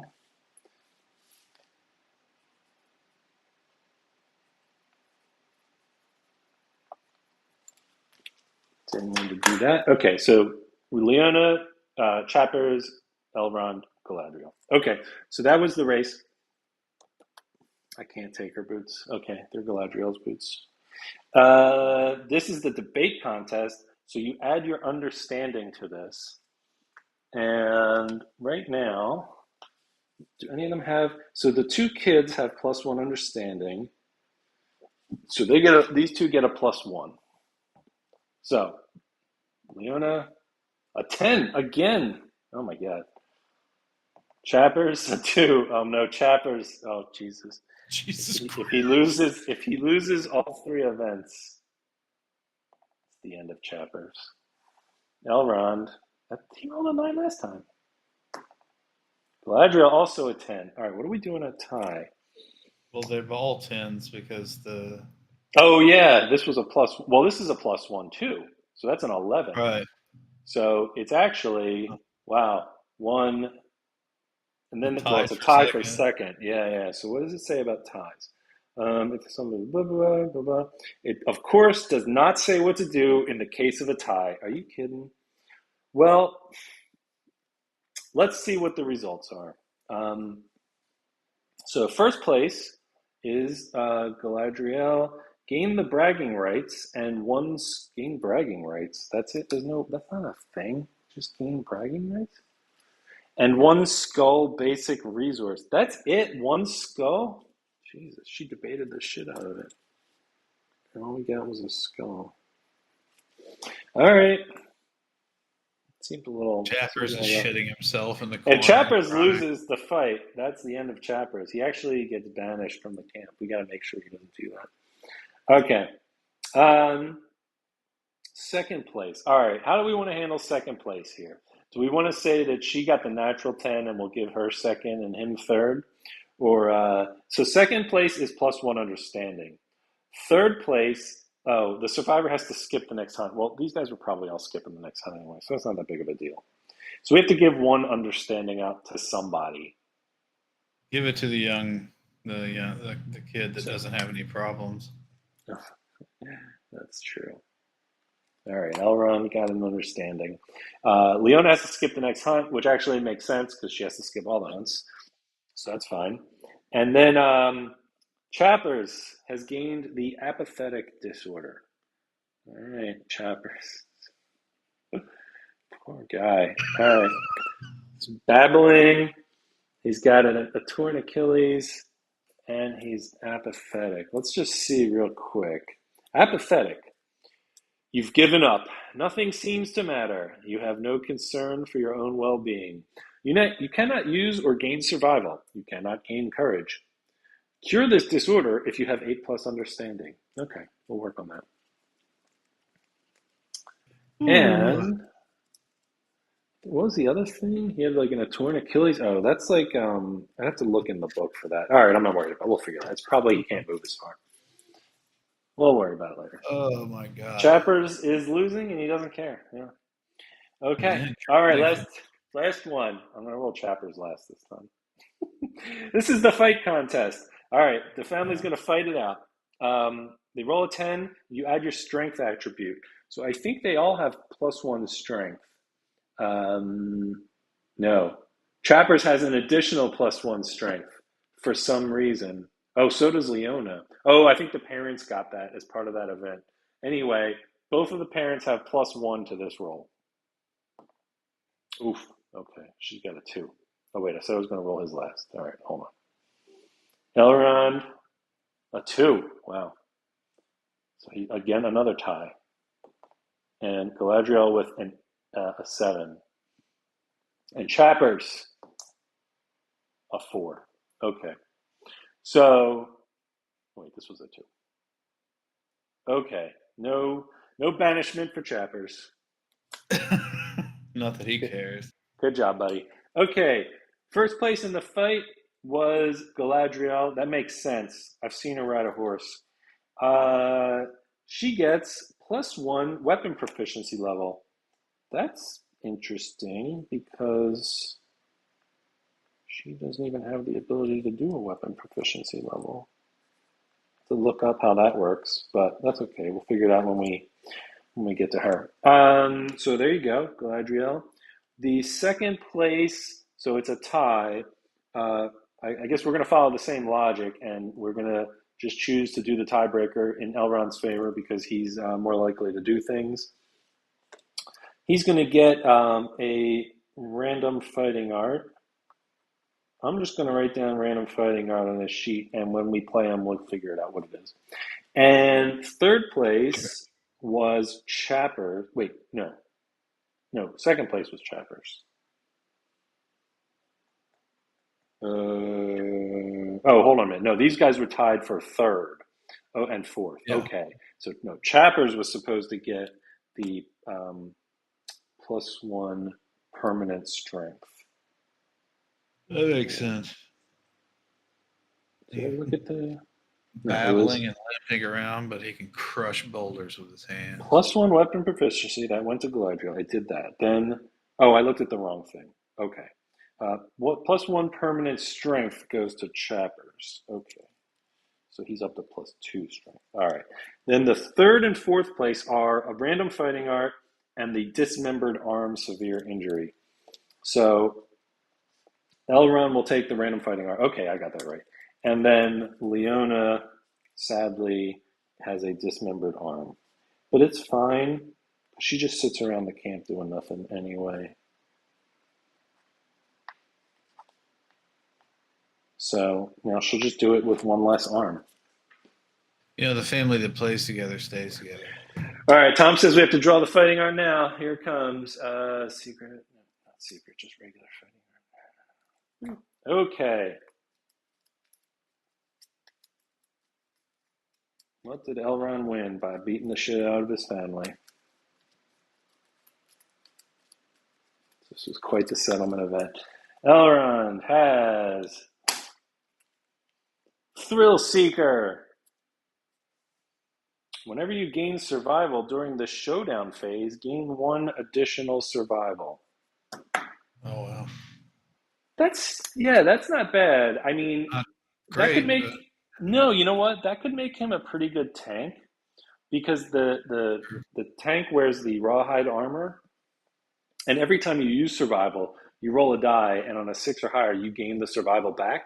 You would actually gain 2 back. So that could be good. Or anyone can wear the rawhide set, but right now it's the tank who wears it. So that's not bad. I like it. We might be seeing Elrond soon because our tank has to skip the next. Oh, she has to skip the boss fight. no, she doesn't. No, she doesn't because I didn't do that. Man. God damn it. Man. How many times? Look. What was that thing called? Your tank's going to I just put it away. What was that fighting art called that I just drew? Thrill Seeker. Seeker. Yeah, there we go. Okay. Elrond. I might be using him for this boss fight. Let's see. Thrill Seeker. There we go. Okay. Yeah, I did roll it back. You're right. Okay. Good job, Chappers, on not getting banished. I mean, Chappers, if you look at it, he's got more shit on his character. He's got the most full character card yet. Now, that guy's had a life. Oh, yeah, and he's never been played. That's the best part. Yep. Done it all from the base. He's working from home. Okay. So we have some things. What time is it? Yeah, 11:30. Probably not going to fight the butcher tonight, but we do have to. There is an event that triggers to start the not to start the butcher fight, but to the thing that basically tells you have to fight the butcher. So we'll do that event. I think there might be Nemesis encounter. Oh, is there? Maybe there's not. Let me look.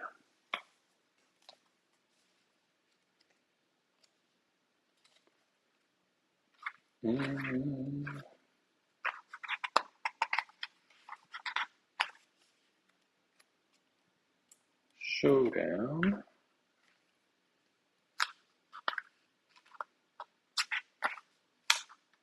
Butcher. Nemesis encounter. Departing survivors do not have a hunt phase. There he is. You can see the butcher. Instead, select the butcher's monster level. It should be one, blah, blah, blah. Start the showdown accordingly. Okay. Yeah, this guy's pretty tough. There once was a man who could not hide his fear. He wore a mask that transformed his cowardice to rage. In turn, the man transformed into a monster. All that remained was a devouring fury that stalked the night, collecting the fearful faces of others. Yeah, he likes to chop faces off, and then he brings them. He brings them with him. He has a collection of faces. Well, yeah, as you do. So that's who that guy is. Yeah, the butcher. He's pretty tough. So when you fight a nemesis like this, you have to start, all of the characters kind of start along the edge of the board. The monster starts in the middle, but the characters get to go first. Yeah, it'll be fun. One of his he has a few cards that are like persistent uh, abilities, and they're all horrible. And just one of them, for instance, is that when he on his turn, he just draws two cards every turn. Um, Yeah, that sucks. and some of his attacks are like really nasty. So typically, we won't be able to do this. Oh crap! Yeah.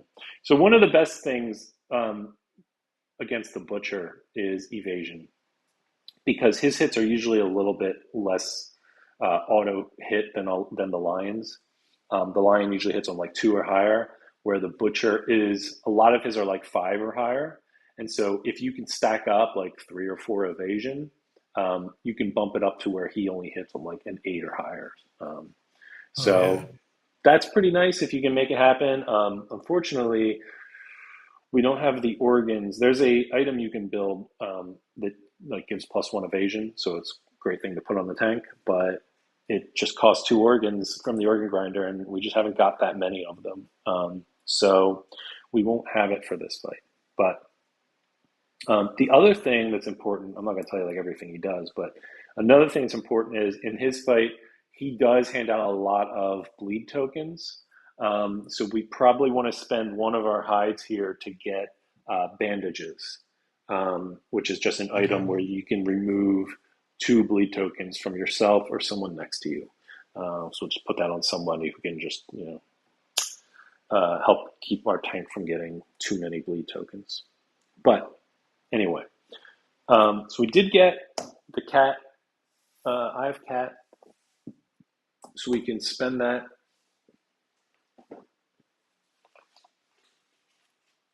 at the Catarium. Yeah, one more fight would be good.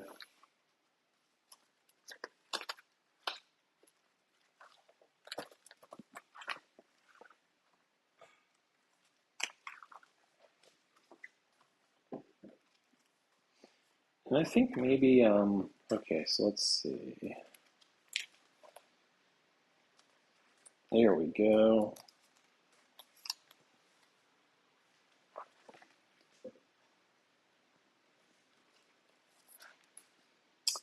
So that just costs the eye.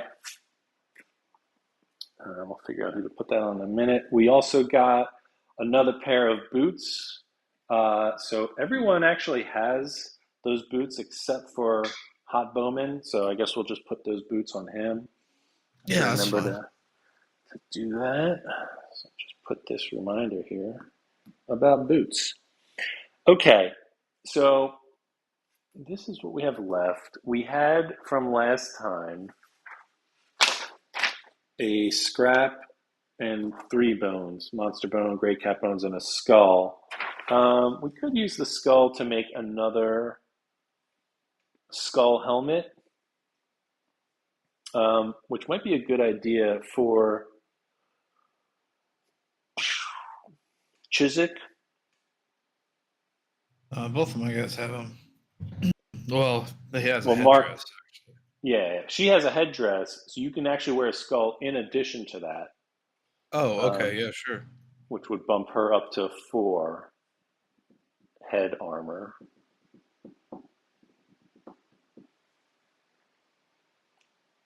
And yeah, so go ahead and give her a skull helmet, and I'll cross it off the sheet here.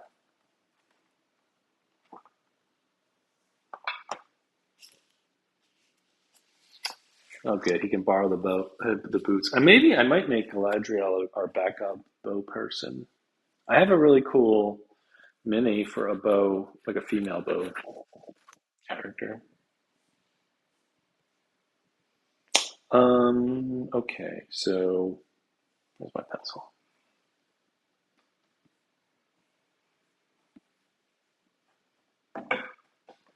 under this, isn't it? Yep. Okay, there goes the skull. Let's see. Monster bone, great cat. We've got a lot of bones. We've got some hides. The cat armor. Let's see. Is there anything interesting there that we want to give to somebody? Because we got a few pieces of the lion fur.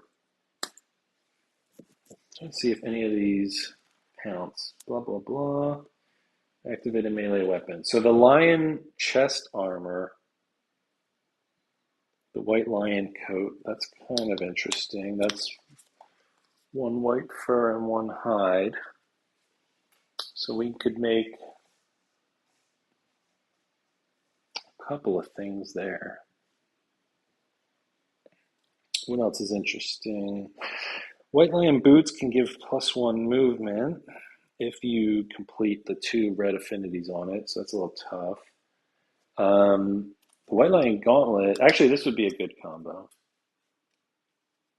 So the pounce is like a kind of a weirdly, like, you have to move exactly 3 spaces and then be in melee range to hit the monster. So it's kind of weird, like it's not going to work every turn, but you could dash into position to do that.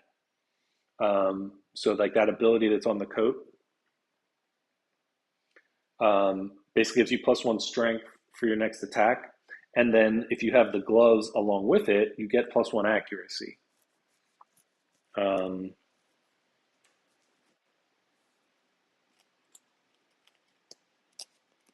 only other thing I would consider would be the helm is also nice.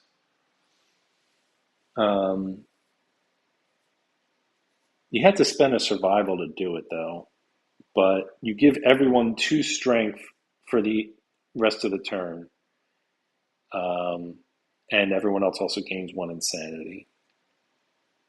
It's probably a little lower priority. I think the combo, if one of the melee characters, if we wanted to give them the coat, they both have chest armor though, and we can move it over to Bowman.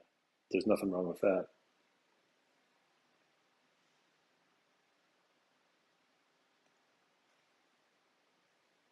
But we could give one of them the chest armor and the gloves, and they can try to use that for extra, power on their melee attacks. Sure.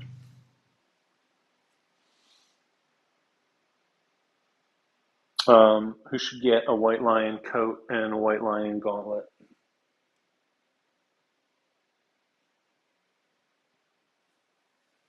Huh.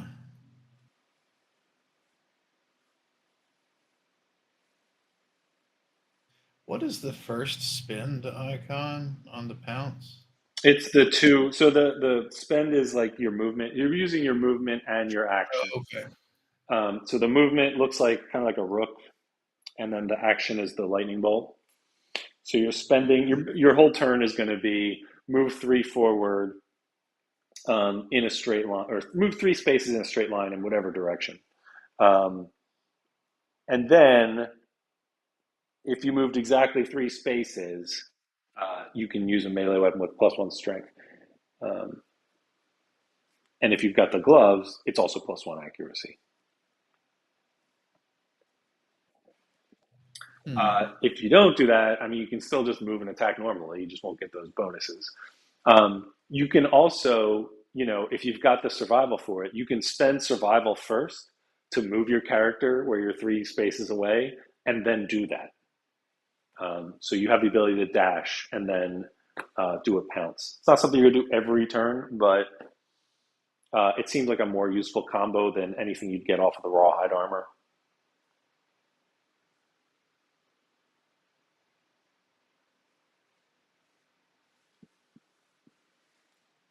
I kind of want to give him to Chick. Chiswick. Okay.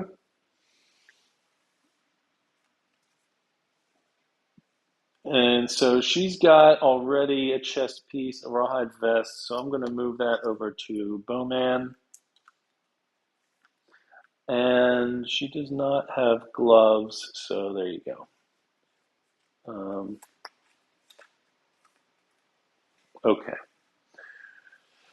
Also going to give the cat eye circlet to Bowman because I think it's useful to give him things to do on turns where he has to move and he can't really take an action, um, where he can't fire his bow because of the cumbersome.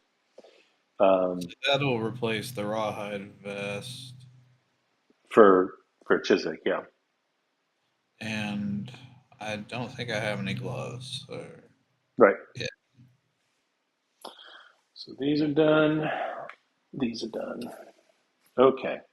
So what we have left is so the butcher does have. So this will be interesting. The butcher does have one hit location in its deck that is extra tough, and so if you hit that with one of their weapons, it will break. yeah, You will get to finish the attack with the weapon stats, but at the end of the attack, the weapon breaks. yeah. That sucks. Yeah. So that's why, like, yeah, trying to get like the spear off of the lion would be really nice because that's not a frail weapon. We need to like actually let's look. Maybe we can unlock because we've got a bunch of like random pieces here. Maybe we can unlock one of the better shops. We may not be able to buy anything with it yet, but the weapon crafter is 3 bones and a hide. We do have 3 bones and a hide. Um, let's see, the Skinnery is 3 hides and an organ, so we don't have that right now. So maybe it's a good idea to just unlock the weapon crafter. Let's see what the weapon crafter can get us. So the weapon crafter is going to move us into like the mid game weapons, the early mid game weapons. Um, Oh, the scrap stuff, sure. yeah, yeah. The scrap. There's also the Zambato. We don't have heat yet because we chose paint, which I think was the right choice. But at some point, we'll end up with heat. Zambato is like the Yeah, early game big ass sword, you know, uh, nice. weapon. It is frail, unfortunately, but it is really cool. There's also the scrap rebar, which is kind of annoying. I don't know, it's a little expensive for what it is, but essentially it's like an extra life for a frail weapon. But it's a piece of gear that has to go on your grid, and it has to go to the right of the weapon. So it has a little arrow pointing left, and it basically says, if the thing to the left of this would be destroyed because it's frail, you can get rid of the rebar instead and keep the weapon. Okay, sure. But like for 2 scrap and an organ, it's kind of expensive. But yeah, there's some pretty good stuff on there. It all requires heat, but since we've got a bunch of extra bone at this point, and we can't, there's not much else we need to do. We could unlock this and start building towards it with upcoming fights. Yeah, that sounds good. All right, so we're going to unlock the weapon crafter. Mark it down here. How many endeavor does that take? Or how many? Just one. I guess just one. So we're down to 3 endeavor. Yeah, we want to get the leather worker as well because that's going to allow us to start like making leather, and there's a leather shield, which is great because it's like the earliest you can get a shield without adding expansions to the game. So getting some shields on our characters is going to be good too. Can we afford that? Not yet. Oh, okay. It's 3 hides and a bone, and we only have 1 hide left, which we should use for bandanas because I said we should do that, and then we never even did that. Um, Bandages. so let's get rid of these. We'll get rid of this monster bone that was on the sheet, and then um,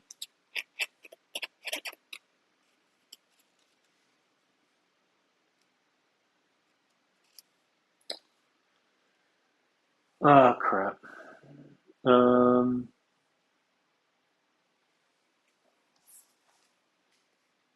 all right, boot, boot, and boot.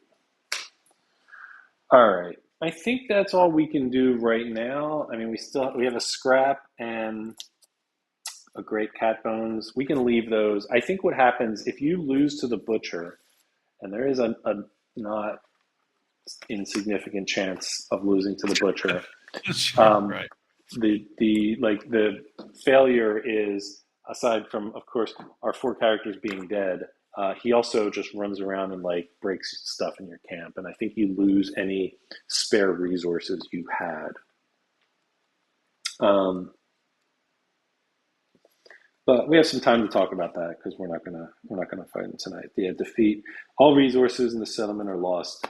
Okay, so last thing that we can do is we still have these endeavors. Our highest hunt XP is 3. Yeah, all these characters have 3 hunt XP. Before we go get them killed, Trying to make some more. we could try for babies.